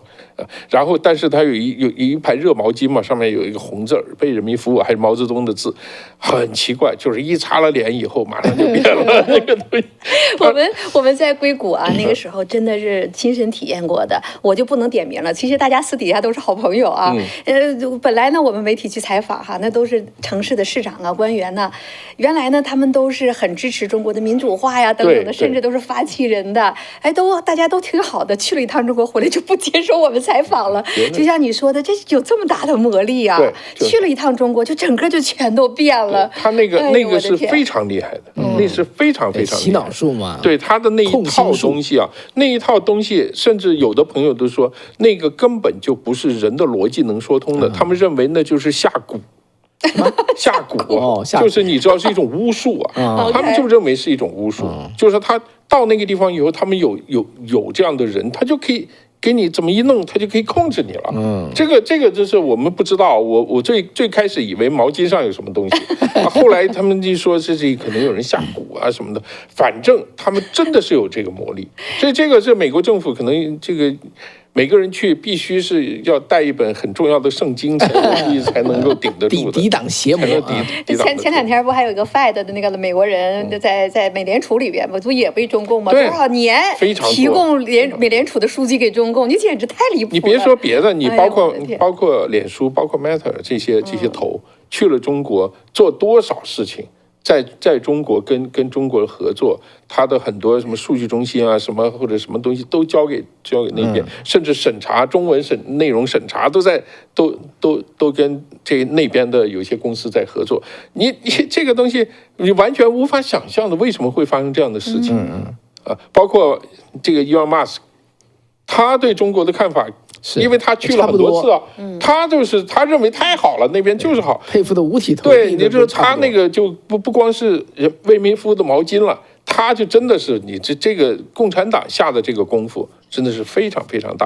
这个是对全世界别的国家，尤其对美国来讲啊，你在跟中共进行对抗的过程当中，你如果没有充分意识到这个问题的严重性，你最后肯定是找他的道，扛不住是吧？扛不住，扛不住。我们现在下面的这些观众很有意思啊，大家，刚才呢说是能不能抱团儿，80%的人都认为抱不了团儿。啊，就咱们的观众哦，你说板砖板砖国家能不能抱团？抱团痛快，抱团取暖，能不能抱团？他们认为抱不了团哈。然后呢，我们刚才说陈立武走不走呢？啊，71%的人认为不会抱团，陈立武会不会走？哇，我们现在是80%多的人认为他一定会走人。啊，这是我们大家真是这判断力。然后呢，今天我就有一个中国舆情控制哈，你刚才讲的这个就是你有多少人能把这个事情看清楚的哈？这个舆情控制呢讲的很有意思哈，你听一听啊，他是这样的，他说在他们内部他是打到屏幕上的，告诉给他们的这个舆情控制的官员、维稳官员，只有少数人、极少数的人才能感觉到或认识到究竟发生了什么，但是我们会把这些人置于孤立无援的境地。你讲中共的舆情控制是吧？啊，对，我们会把这些人啊，就看懂明白、看清醒的人，置于孤立无援的境地，把他们变成众人耻笑的对象。我们会找到诽谤他们的方法，宣布他们是社会的渣滓。精神病，就是内部的那个政策给你露出来了，边缘化，对，给你边缘化。这《道德经》里面有讲这个，叫实其腹，强其骨，虚其心，弱其志。这个是《道德经》里面讲，怎么治国呢？就是这个。什么叫虚其心，弱其志呢？就是你没有什么大的志向，但是你已经吃饱了，然后身体很好，是吧？然后心虚，就是看到大人物就发抖，弱其志，你不要有太高的志向，你就是这个啊，三个宝一个岛，然后你有2奶，可以给你5奶6奶都行，然后有钱有什么，你过得很好，你不要想别的东西，你超越这个社会的东西，你不要想太多。这个就是《道德经》里面的这个东西，他就是说，他为什么说这个以百姓为刍狗，就是这个意思，就是把你们当猪和狗一样的统治。这个就是这样。你这舆情里面就是，但是它里面有一句很重要的话，《道德经》里面的，叫知者不敢为也。知道的人，明白的人，也不敢干，什么也不敢做啊。做到了这一点，而国无不治。天哪这个是中国几千年的历史，这多少千年啊？所以呢，今天呢，我们三个人加上呢下面这么明白的你们，中共是怎么看待这些人的？那这些声音，陈立武他们看得到吗？黄仁勋他们看得到吗？想过吗？所以我觉得今天还有一个消息特别有意思，你不都跑到中国吗？刚才我讲的那个尹志尧啊，今年已经81岁了，80多岁了。那美国籍不要了，回到那儿那么大的公司，上市公司过上等人生活去了，我也能理解。我就很好奇，他的姑娘儿子是回到中国去了呢，还是在美国再留下了，对吧？我不是想对个人攻击，而是今天在中国百业萧条，在上海都中下层的人已经那个样子的了，你们觉得你帮的这个政权，你心里很荣光吗？这是我很好奇的地方。这是个很重要的话题哈，但是在高阶往这之前，我插播一下，稍微休息一下怎么样？你看这个东西吗？你看过这个东西没有？很快给你们两个介绍一下，因为他俩都不知道，这是海参呐，这海参的 model 你知道，这是红色的海参，在韩国济州岛的海底下找出来，当时个 model 啊，这不是真的。吃了这个可以对抗巫术，这个对抗巫术的这个功能现在还没验证哈，但是这样的哈，咔嚓剪掉，几个小时之内全部长回来。这就是红海参的修复能力。它红色，它就是带有铁和很多矿，几个小时不是几天哦，几个小时。好，然后呢，把这个东西呢，最后做成叫做饮剂啊，叫做红海参的修复饮。大家看到这个面前这个东西啊，看到啊，还有我手里这个东西，给你们介绍一下啊。现在呢，因为我们推荐给观众推荐了大概1个多月，然后现在不断的效果回来，这都真事儿啊，我们不瞎编的。我就讲2个事儿，一个人呢就是说他有糖尿病，你知道，糖尿病很重，他那个手一旦划破的话会流血，停不了，对，血小板有问题，血小板不够。结果呢，他在花园里头剪草的时候，结果就一下子剪到了。哇，把他吓死了！等于他常常会延续几个星期，中间可能还会发炎。对，他呢就把它包起来嘛，包起来，然后呢，他就每天，他那时候正好是买了这个，早上1个，晚上1个，他吃了3天，他就觉得好像有点好的样子啊，把它打开，全都长好了。他从来没有这样的经历，他非常吃惊。他说：“哇哦，他得结论就是这是这个东西造成的。”另外一个呢，我们一个观众就说，这个观众是佛罗里达的哈，70多岁，她的老公呢是高血压。190哈，高压190，结果呢，她其实买了，她没有说治高血压，她就自己吃。后来想想看，给她老公试试看，因为她买的不够多，所以我每天吃一个，她老公每天吃一个，照道理是早晚各吃一个。她老公就吃了2个星期之后回来之后，哇，你知道吧？这血压变成133，所以他就意料之外的惊喜。对呀，所以他就后来就买了那个嘛，就下单，不要弄断了。现在其实已经卖脱销了，我们现在在预售。所以呢，这是好东西，碰到好东西就推荐给大家哈。这是咱们这个不是你真是很厉害，你跟那个为民服务那个大毛巾也差不多。因为我现在就有点想买啊，因为我就觉得我也需要这个东西。怎么样？你要不要当众吃给大家看一看？就我需要吃一点吗？它是一个就这么一撕开一挤就完了，而且很好吃。但这个石山真的没吃过哈，我真的没吃过。我现在给你吃，对，我现在让大家吃。我吃了，你如果吃了之后马上吐出来，那你那我说就不对了哈，你就挤到口里吃就完了。不是，如果下个星期我这个没来，大家就中招了。挤一下，然后再告诉我们口感怎么样，还行吧？肯定不是什么药啊，那种一般的补品的那种味道。我们石山大哥这是大实话，你不担心他给你说出什么大实话来？请说你的实际感受。这个味道有点像那个，你在北京吃过山楂糕吗？当然了，就是有点像那个山楂糕的味道，但没有山楂糕那么酸，味道非常好。不是让你尝味儿的，不是尝味道，这味道也是一部分呢。对，但是你吃的这个，你马上就见效了，大家就不信了，所以你要坚持吃。如果这样让大家看到我的头发，如果过几个星期，如果我过几个星期长成像高洁或者方伟那样的头发，大家这个人就相信了。但是我们很感谢这些听众和观众朋友们哈，真的给我们很多反馈呀，那个文字长长的呀，然后写出来都是很感人的，然后这种真实的反馈、真实的故事，让我们也觉得找到很好的这种产品分享给大家，也是我们的一种开心嘛，对不对？很多都是意料不住的。有的朋友呢，你看石山你喝完了就这么着了，对不对？对，人家女生啊，把这个里边那个袋里边还有些残枝残叶，对不对？这样，还知道怎么做吗？怎么做？把它挤出来，或者放一点水涂到脸上啊。真的吗？真的。这个新田我太太就这么做，我到现在也理解不了。我说这甜的涂在脸上，不待会儿招苍蝇来啊。这就不懂了吧？再生功能，它就挤到每一滴都挤出来，你知道，它不浪费。这我们很多观众都是这么去做的。那是一定是很贵，所以你太太很浪费。这一滴哇，都是1美元，到底多少钱？你给我们讲一讲。这一盒多少钱？我其实不知道。你不知道，好东西就行了呗。我为什么要知道？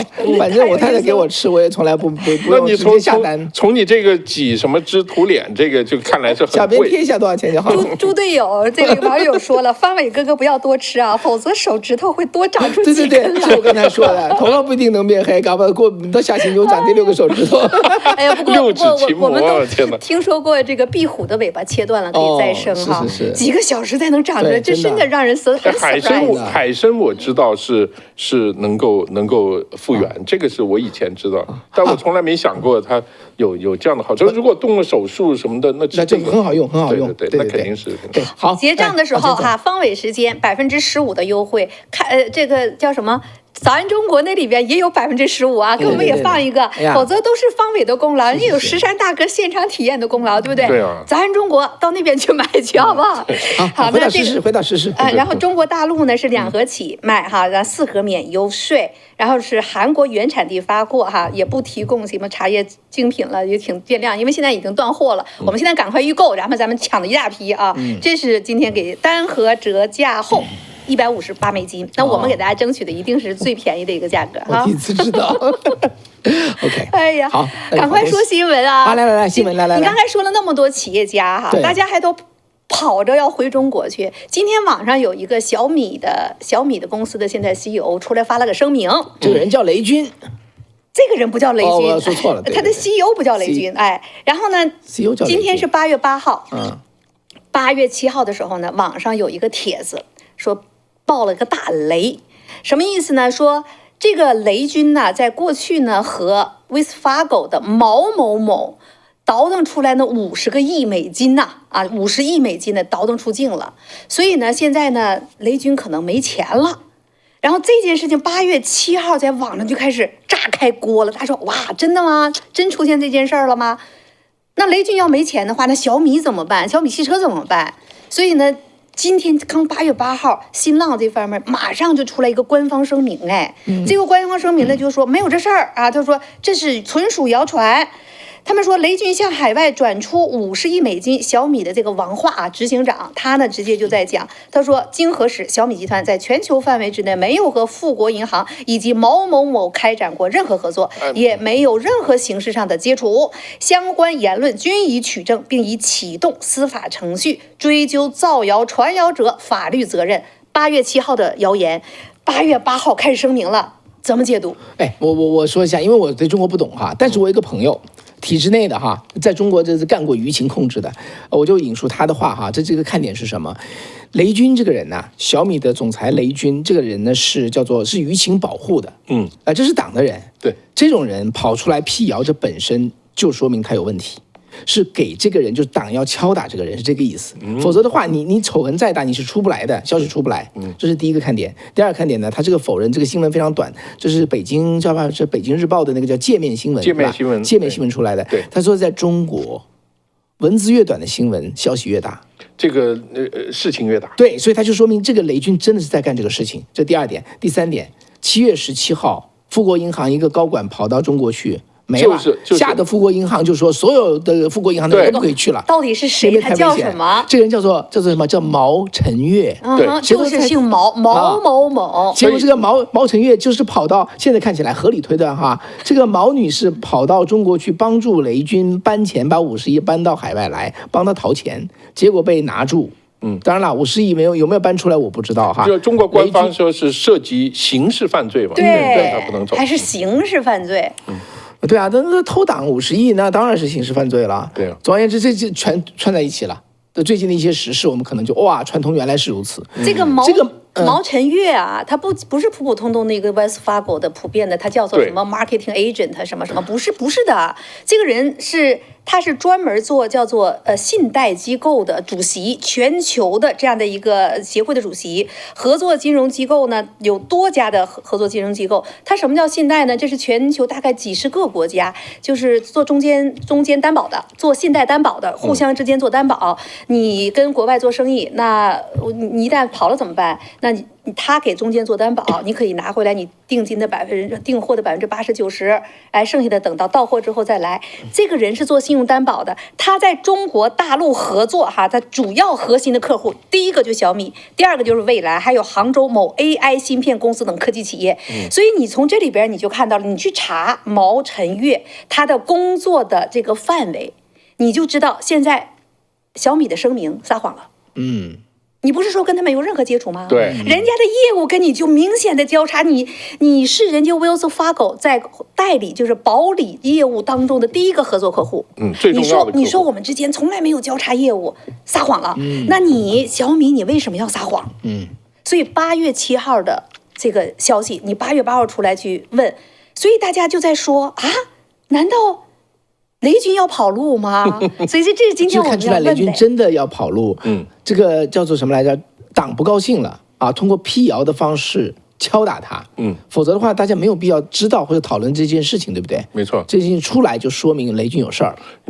因为现在雷军和别的企业家还不一样。雷军是完全在习近平任期内开始发力，然后做起来的这么一个，就有点像这个宁德时代。宁德时代和别的公司那是不一样，那是就是跟习有关的这一批企业，是它的什么新三样、新质生产力，这是它的这个科学发展的它的这个眼光里面的东西啊。这个所以这个雷军到底发生什么事？这个确实是要值得这个大家关注的。因为现在中国确实是非常非常有问题，经济有很大的问题，包括小米本身，它的那个汽车啊，包括它的这个也有一些，它要想做芯片什么的，都出了一些问题。所以这个时候，中国还有一个很重要的问题，中国是现在政治上非常动荡，就是说大家都不知道里面会发生什么。现在你过去10年你踩对了某条线，那未来10年这个东西会不会变呢？如果一变的话，你会有什么结果呢？我们前面都有版可以看的，那个很多人。这会出什么问题呢？这其实是风险非常非常巨大，所以在我们一方面担忧在海外这一批优秀的华人在帮中共做事，但是我们也看到在中国里面的一批非常优秀的华人在想办法怎么跑。是这个就是非常有意思的一个图画，一个图像。对呀，所以刚才我说陈立武，我就想到这个雷军今天这件事儿。所以呢，咱们的观众太厉害了。我们说陈立武要不要离开？78%的人认为1个月之内就要离开这是你们的判断。咱们再问问雷军真的要跑吗？雷军真的要跑吗 ？Yes or no？ 你这就是今天报的，他那边辟谣了。但是我们今天说一说的话，这里边马上就是有谎言了。那么这是到底是谣言呢，还是遥遥领先的预言呢？又来了。所以这个雷军小米呢，本身他们就叫做大善人，可能没钱了，把雷军叫大善人。他小米手机他的汽车他从前吹他没有什么利润，他只有5%的利润。然后呢，每次小米手机和车送你这个送你那个送你这个送你那个，就很多人对雷军是印象非常好的。所以刚才这个达妈咪是吧？他说武大还有个雷军班，好多人还争着去读呢。他说这种对，还有抄袭别人的人还是被追捧，真是想不通。在大陆很多事情你都想不通，我们也想不通，所以我们把它拿出来说一说。本来我们今天题目的时候还在说我们有位编辑就建议说，应该叫做标题叫做雷军Are you OK Are you OK？ 因为他在印度当初发小米这个手机的时候首发会的时候，他就在讲台上对着这些一堆这个印度的要送一大堆的东西说 Are you OK？Are you OK？ 在英文里头就是说。你没事吧？对，你没事吧？他显然的意思就是说你好吗？对不对？对对对。Are you OK？ 你好吗？然后以前我记得一个笑话嘛，江泽民那时候不是老赖着不走嘛？他有一次碰到那个李瑞环，江泽民一边赖着不走，一边在总喜欢学英文嘛，卖弄英文嘛。他就说 How are you？ 你知道什么意思吗？李瑞环就说：“怎么是你啊？How old are you？ 你知道什么意思吗？怎么老是你呀？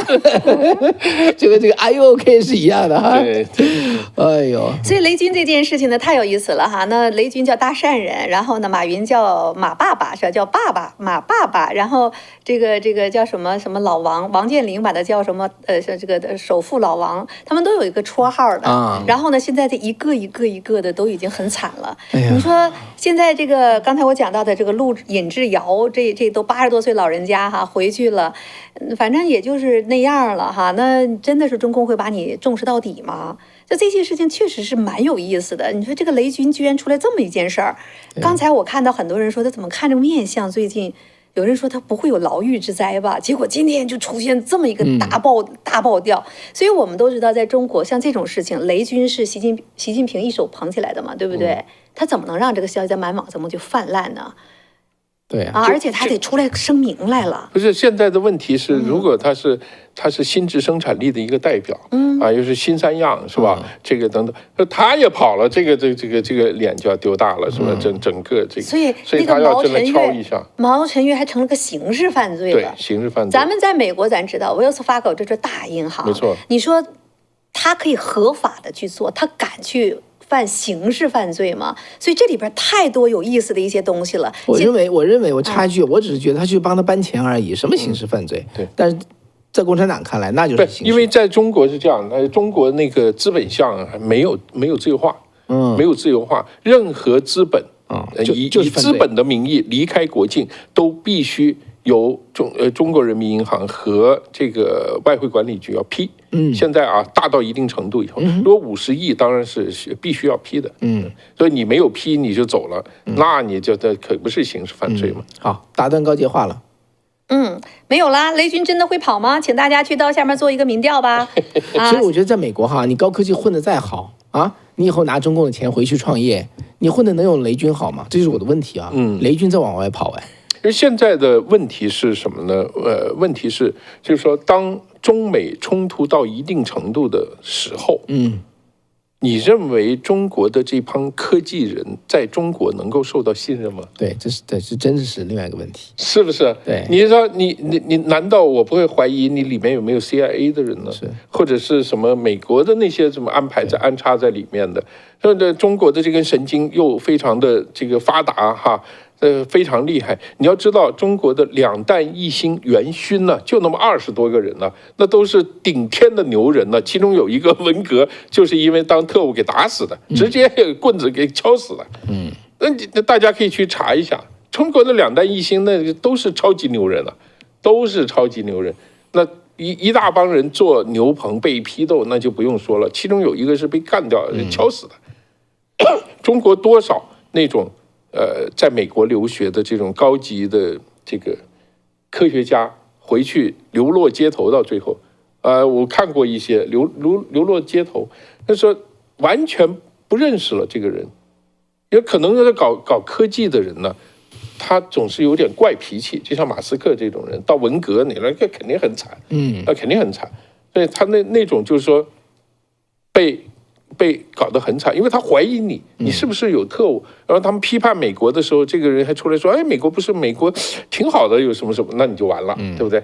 所以那些可能都是历史，但是请大家设想一个问题：当中美真的到了某种程度的时候，你回到中国，他们会信任你吗？对，这个信任对共产党是非常非常重要，对不对？他不是他的人。他就另眼看待你，那收拾你的时候，你都会觉得我什么都放弃了，来你这个地方，你居然这样对待我，对他来说就是这样的，你不是我的人，那我就会这么对待你。对呀，在中共的那个角度上，你们还觉得你现在有用啊？这芯片嘛，双方兵家必争之地啊，必争之军备物资了。现在芯片成军备物资了，那。你真觉得那个2弹1星就不重要吗？对中共，当年他那么去做，你这个 AI 这个，你真以为你在中国你就能如何吗？最起码，当你匹夫无罪，技术无罪，但是你怀着这个币，你可能就是罪。因为当你到那儿的时候，你首先要上权贵磕头。在美国生活惯了、工作惯的人，你能不能回去做奴才？而你到那个国家，你一定会做奴才。王健林如何？雷军如何？马云如何？你能不能干过他？他们就那种下场的话，你就能比他们好。所以这些事情，我觉得也不是我觉得这个尹志尧这种80多岁了，对吧？也就那么回事儿了，也不在乎了。但是呢，我就说80多岁，他的姑娘儿子哪儿啊？这个是值得想想的。我不相信他把他姑娘儿子都带回到中国大陆去了。我没挖着，有了解的给我们爆料，对不对？但是对那些不光儿子还有孙子，对吧？那些人家有的那个马上就回到美国了。我觉得美国政府已经搞清楚。绝对不允许你这样脚踏2只船，不允许的，在美中之间不允许脚踏2只船了。时代变了，民主党执政时期不可以了，那川普就更不用说。所以这件事情早早晚晚会继续翻。所以咱们陈立武的去向，咱们去看哈。那接下来呢，还有一件事，人家周五哈，咱们把它说一说。因为呢，这些你从这个角度，你又能看出中共到底是个什么样的政权哈，他是怎么对待他的人民的？你们为什么要帮这样的一个政权？真的值得扪心自问一下。今8月8号嘛啊，中国方面几万人跑到国务院下面冲塔去了，国务院网站是吧？冲塔，对，冲塔去了，留言留言。为啥？因为呢，现在呢叫做中国社会保险，称作5保1金，也叫社保，五险一金啊。然后呢，他现在呢从9月1号开始由高等法院释法。从1月正式开始实行，要求呢，所有的中小企业必须为员工缴纳养老保险、医疗保险、失业保险、工伤保险和生育保险。任何协商放弃或者是自愿不缴的协议皆为无效。所以呢，一下子把大家给怒吼啊！几万个民众跑到国务院网站要求退保。大家就在骂他说：“你这不是给我们福利，你这是一种逼我们缴税呢。”所以这件事情今天在大陆整个就炸开了花。我昨天这个从 DC 回来哈，然后我这个车上刷手机嘛，就刷到一个女孩在那哭，一个小女孩，法学院毕业的学生。她找到工作之后呢，然后本来就是薪水就那么一点点哈，然后呢，结果因为这个5险1金来的话，她算一算，结果她每个月实收拿到手里只有800块钱。他说我要上班，我要坐车去，我要交车费，我要吃饭。他说如果一个法学院毕业的人是这样，他还开法学院干什么呢？我现在是付费上班的，他必须亏本，他才能上这个班。对。一个小女生啊，真的哭得这真的很惨的。我当时还不知道怎么回事儿，我今天跟你碰到你们，我们才知道是这么回事儿。对，我前几天我也看到，就是说也是有一个年轻人，但是他说在广东，然后他上班以后呢，他每个月净亏损3000块钱，就是说怎么办呢？要由家里补贴。就是他上班，他如果不上班，他不会，他就可以不住嘛，可以没有交通啊什么。但是他上班他亏3000块钱，后来他爸爸妈妈就决定就养不起了。他最后他说现在家里已经养不起我工作了。这个话说起来就是让人觉得这个好像哪个地方不对，就很奇怪的一种感觉，是吧？因为他爸爸妈妈说我们供你上大学也就是1000多2000块钱一个月。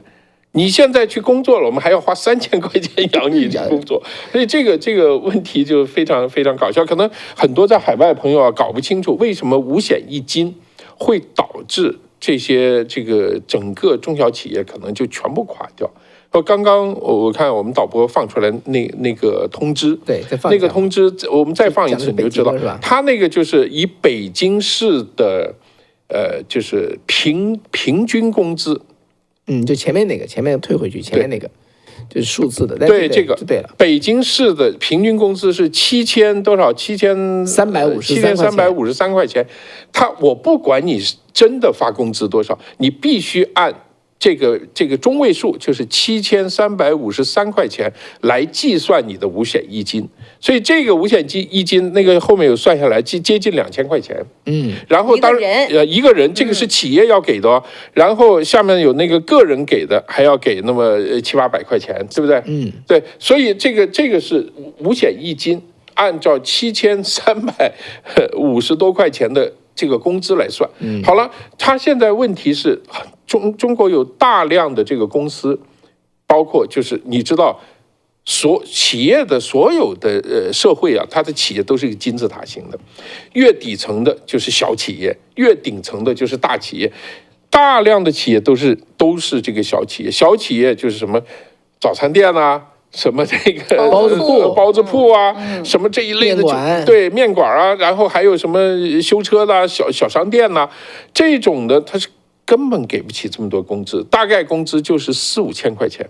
能够给到一个4-5千块钱，但是你4-5千块钱不要紧，你是虽然低，他要求你按照7352块钱来算五险一金，也就是说，你花3000块钱请一个员工，你必须给他交2000块钱的五险一金。他拿了这个3000块钱，他自己还要再交700多块钱。这个当时就活不下去了。这个是典型的是什么呢？关键在这我插一句哈，这个老板很可能跑回去扣他那3000块钱。对，因为老板这边交了2000块，老板说这我搞下去我要关门了。对，如果要继续留你的话，你能不能降点薪啊？这就是把那个女生把她逼哭的。对，那个故事。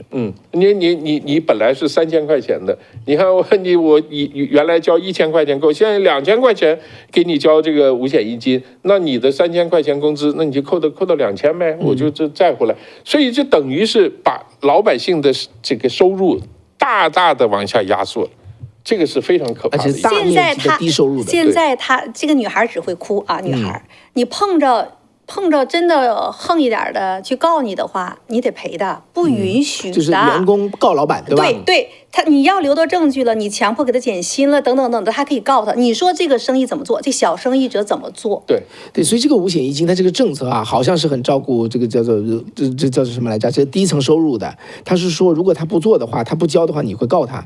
就让这个员工跟老板干起来，就这么对干，就这样子，那就加速这些小企业关门。没错，他一关门，大家全归零。对，还有啥？中国经济现在有一个很大的问题，就是非常不平衡啊。我们一直在谈另外一个话题，就是县域经济崩溃的问题。县域经济崩溃就是县，就是在叫做你说有城市有。一线城市、二线城市有这个省会城市是吧？然后二线城市就是你像这个这总有一些像广东啊，你一线你深圳呐、广州是吧？你2线你东莞啊、什么佛山呐、这些有2线，还有这个3线、4线，这个就是到了县级的这个地方，基本上经济崩溃。一个重要的原因就是网上销售。以前中国的这个很多小商店这个日用品呐、这个各种各样的东西，卖的东西啊，摆个晚市啊，摆就很多这种东西，什么小工业品、小什么这个各种有个活口。对，它每一个这个商店都可以养活3、4个人，可能就是2个家庭。对，但是他所有人都去。就是在网上买的时候，又方便又便宜的时候，这个店就完蛋了。这个店完蛋了以后，这个赚钱的机构全部跑到杭州去了。全部跑到大城市，北京、杭州啊、广州，你们这些做电商的去了。厦门县里面就完蛋了，他税也收不着，他也没办法去你们那儿收税，这整个这个厦门经济就出了大问题。现在的他这政策一出来，跟那个类似。他会把这个大城市里面底层的这种小店全部冲掉，哇，这种真的是很严重的，因为我们说这个金字塔形下面是大量的这种小店的，就说这个叫做大鱼吃小鱼，小鱼吃虾米，虾米吃虫子，对不对？小企业就是下面的虫子，没有小企业就没有虾米，没有虾米就没有这个小鱼，没有小鱼就没有大鱼啊。这个经济就是这样的。对，这里头背后还有一层问题哈，就是为什么要搞这个五险一金，逼成9月1号全国每家这个中小企业都要交？那很简单呢，就是因为没钱了。对，因为社保现在在中国奇怪到这个地步啊！你知道，其实我是来美国很长时间的，我不太懂中国哈，所以我一直要去问，要去了解。所以我了解情况是这样的哈，在中国现在老人退休的人，他过得很好。没错，他们工资很高。对呀。他就是这个社保保给他呀，他没钱了。现在他能够领到他的那种社保了。他们能拿到这个钱。年轻人现在交，现在你20多、30多岁，你得30年，他现在63岁才能退休吧，男的，你得那个时候才能领。所以一个社会啊，搞到退休的老人过得很好，年轻人活不下去，这社会这怎么玩？对，那不是往死里玩吗？所以现在你去一些稍微那个城市啊，或者是甚至县城都可以，你就问那些，因为退休很多啊，你问他收入多少啊，5、6千的、7、8千的，多得很，然后几万的，当然老干部有10几万的，你知道，我见过那个工资条啊，有10几万的，非常非常牛啊，又给我补贴。他工资没那么高，但是他下面的补贴一大堆啊，那10几万。当然，这个就是说，整个这个中国是一个倒过来了，就是说，现在中国最大的问题就是这个，它是这个整个这个养老金呢、养老保险这个钱，它是一个银吃卯粮，就是年轻人交钱，然后由这一批老的人、退休的人去享受。然后等你们老了，那不是还有更多，还有年轻人吗？是吧？但问题是中国现在那个人口柱状图是一个棒槌，下面越来越小，就是都昏了，都4大皆空了。现在没错，现在你说这个去年出生的才800万了，你想去年的大学毕业，你说那个柱子大学毕业的2000多万，出生的才800多万，你想想这个概念，谁养谁？对，到时候这800多万就要养那个2000多万。那帮人就是这个概念嘛，所以他现在中国这最大的一个问题在这儿，你算下来，养老保险金到2035年全部用光，没多少年啊，10年呢，很快就到了。10年啊，当然它还有一些，比如它的社保，因为还有一个中央社保基金，它有这个钱，它还有一些钱，它那个钱呢，大概其实也就几万亿，也就是3、5万亿，3、5万亿补下去根本。你补不了几年就没了，所以现在对于中国政府来讲，要不然你就压缩公务员的这个工资，减少军费，维稳的钱搞少一点，统战的钱别花那么多，就你才能养。所以这中国政府怎么会干呢？所以他就逼所有人必须五险一金，强制交，而且你的以前的那些人你不交，你还要多交，你还不能少交。但问题在于，真正享受这个退休金的，他们本来生活就不错了。他是按照级别，按照你的这个层级来算的，所以现在啊很有意思，就是逼穷人交钱养富人，这个就是他们到最后能够享受最多的养老保险的这个养老金的那一批人，是现在在社会上就是收入很高的这一批人。对，因为他是按照那个计算的嘛，那就等于是要所有的穷人攒钱，然后到时候20年以后养这一批人，所以他这个整个这个税收政策，这个社保政策完全就反过来了，因为所有的税收是二次分配，社保也是二次分配，就是从富人那收钱。去保障这个社会最贫穷的一批人，所以他这个二次分配完全反过来，劫贫济富，劫贫济富的一个政策。对，在美国、在欧洲都是劫富济贫。对，在美国我们都知道，将近1半的人不缴税。对啊，然后就是靠那个有钱人交了税以后，去搞这个社会福利嘛。现在中国靠是把这个最穷的人强迫你们一定要收你们的钱，然后去养这一批最有钱的人，所以这个跟社会主义共产党的这个完全都是胡扯的。来，我纠正一下你啊，你说的虽然没有错呢，但是呢，你还记得这个动物农庄哈？我们这卖的真的非常好。动物农庄前面在革命的时候就是劫富济贫，到最后状态。就是社会主义最高级状态就是劫贫济富，对，现在已经进入到吃的哇，都是2个下巴，肚子多大，已经进到了这个最高级阶段了，站起来跳舞啊。所以呢，美国呢是处于社会主义初级阶段，中国已经社会主义高级阶段了。其实这个现象呢，在中国一直存在，正因为如此，大家心里也知道，打工的人也体会这些小老板的难处，所以大家呢就是官不举民不究，大家就是我也不给你交了，我也不要，我就每个月能拿着这点现金流，我能回家养孩子养家就行了。结果呢，他这一刀切下来，你必须得交，不交的话司法介入，对，强行交，你说这些小老板怎么办？所以呢，今天我看到一个博主呢，他就写了个帖子，他这个帖子呢就在说，他们家呢楼下有个包子哈，8个包子不管荤素搭配起来10块人民币。挺好的，每天早上就吃个包子，而且呢雇2个人，现货馅现包，看着呢也不错。结果呢，他就在今天嘛下楼，老板就在说，多买几个吧，过了到9月份就不干了。他说咋的了？老板就讲这件事。他说他就雇了2个人，1个月本来给他开了5000块钱，他说按他这么交，我还得刚才你不说吗？按照7000多块钱平均来，7300多。那他说我赔不起呀、他说我这1个月根本就不赚钱，我还得倒贴。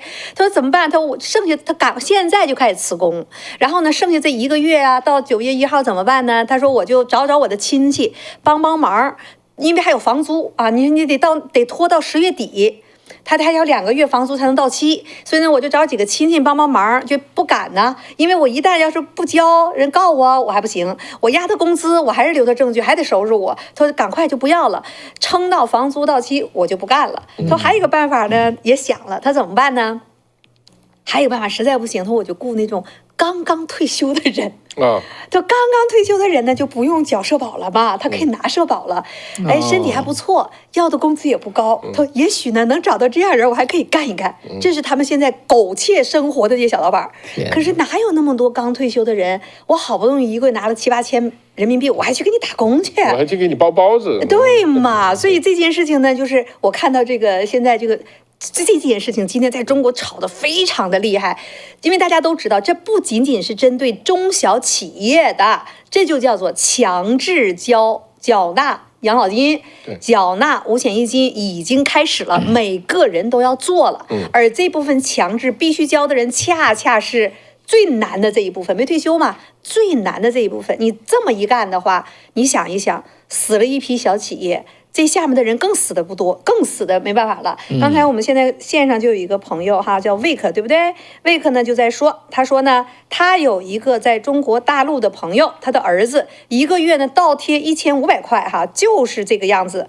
然后呢，就即使这样也不上班了，在家躺着打游戏，也不跟任何人接触。然后呢，根本就是没有任何希望啊。这个魏克就在讲，也不用交五险一金了，这个挺好的，对吧？你看看，但是你想想，心里多难受。家长心里多难受，孩子心里多难受，没有希望嘛，对吧？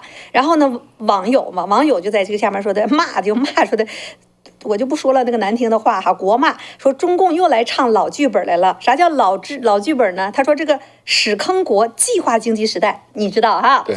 凡是发工资，必须强行扣除医疗、教育、退休、住房费用，剩下的还给干活的。还美其名曰生老病死有依靠，共产党毛主席恩比天高。这个是你们那个时代是吧？然后呢，他就在讲，结果呢，扣下的钱全被共产党挥霍殆尽，拿去养越南、阿尔巴尼亚了。老毛死了，烂账死无对证，是全部赖光。那个时候大学毕业，月薪人民币54元，大部分被强盗流氓出身的中共抢掠豪夺，分文不归。现在他奶奶的又来了，气坏了，又来了这个。因为中国这个事情是这样的，按照共产党设计的，他的宣传的是这样，就是说没关系，我们工资低，但是没问题啊，因为我们的企业是全民所有制，我们是公有制，就是当年对当年啊，所以呢，生老病死我们全包啊，你住房、子女教育、幼儿园开始到最后你进这个火葬场、入坟地全包了，是吧？所以你现在拿低工资，你就吃个饭嘛，没关系嘛。等到这帮人要退休的时候，对不起，我们要改革了，是吧？这个企业呢，这个效率不行啊，怎么样？这个，但是你企业这么多年的利润在哪儿呢？账目在哪儿呢？谁拿去了？当然都是政府拿走了，国家共产党拿走了。共产党把这个企业的所有利润都拿走，拿完以后他就不认这个事儿了，对吧？所以最后东北大下岗的时候，几千万人下岗，没有工作，这个非常惨呐！90年代有一段时间，东北那些工厂是为中国这个国家啊的经济积累做了大量贡献的。他们的企业不是没有利润，他们的企业不是没有效益。在早期的时候，当然那个最后积累出来的全部拿走了，干别的事去了。然后拿走了以后，这个烂摊子要这些下岗职工来承担。现在就是要再来一次同样的这个东西，只不过是换汤不换药而已。本来呢，过去呢，大家说躺平吧，啊，我躺平你不就拿我没招了吗？我不交你能把我怎么着？下面这个多少哈 ，Grace Patterson 还有这个华茂，他说不交五险一金，孩子上不了学；你不交社保，就不给你孩子上学，狠不狠？狠不狠？他说这就是连坐吗？这个是违反宪法的，他们应该去宪法法庭告他们。告这个中华人民共和国什么宪法规定是？石山，我刚才怎么所有公民都有受教育的权利。刚才那怎么讲来的？只有极少数的人能够看得清，知道是怎么回事。我们把它边缘化、污蔑化、丑化它。告到哪儿告去？在中共国你能告吗？你是神经病，你自己没钱，你怪国家。你说刚才我就是有的这个网友呢就在说。恭喜恭喜，屎坑国韭菜熬过这次大难不死，怕是难上加难。这就是今天9月1号，今天已经8月8号了，然后开始实施了，对吧？然后呢，这就是我们今天看到的。所以陈立武也好，这个尹志尧也好，还有老黄，是吧？老黄，对吧？大家台湾人都亲切的管他叫老黄。哎，那你们帮助的中共国就是这样对待老百姓的。那你说你们真的是帮上中国人了吗？你们赚了钱了，你们都那么多钱了。咱能不能在有生之年，咱们真的为那个国家积点阴德，为那个人民做点事儿？你们还去帮这样的政权，怎么想的？你真的是不知道吗？所以我觉得这些事情真的就好好想一想，你可以帮，你帮到什么样的程度？这样的政权越强大的时候，最后把你们都是反噬的，就像刚才你讲的似的，养套杀，最后呢哪个也跑不了。其实我觉得，我想跟在美国的华人呢，如果是问我的话，别怪老黄。也别怪什么王什么啊，陈立武、王沪宁不是，就是那个Intel 的 CEO 叫陈立武，陈立武，不要怪谁呀？不要去怪他们，他们这帮人呢，他们不是中国人，他们只是华人，他是血统而已，他会讲点中国话。他们不是中国人，我们是真正从中国出来的，我们知道那个地方，我在那个土地上生活了那么多年，对不对？我们的很多亲戚和关系啊，我是真关心这片土地。大家想一想，我们能不能在有生之年可以把那一片土地真正的变成一个，我们都不敢说人间天堂，能不能别那么地狱？大家那个稍微好一点，行不行？这些个责任呢？对海外华人来讲，跟新加坡人、跟马来西亚人、跟台湾人、跟什么香港人没有关系，就是跟你从中国大陆出来的，跟你有关系，你不采取行动，没有人会帮你想的。别人只是说去赚个钱，我管你那么多呢，说欺负谁了，关我屁事儿啊！你们自己政府是你们的政府，你们当初这个支持他上台的嘛，对不对？这关我什么事呢？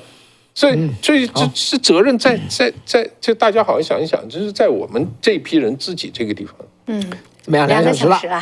好了，那我们可能时间真的到这儿了。最后要不要再去？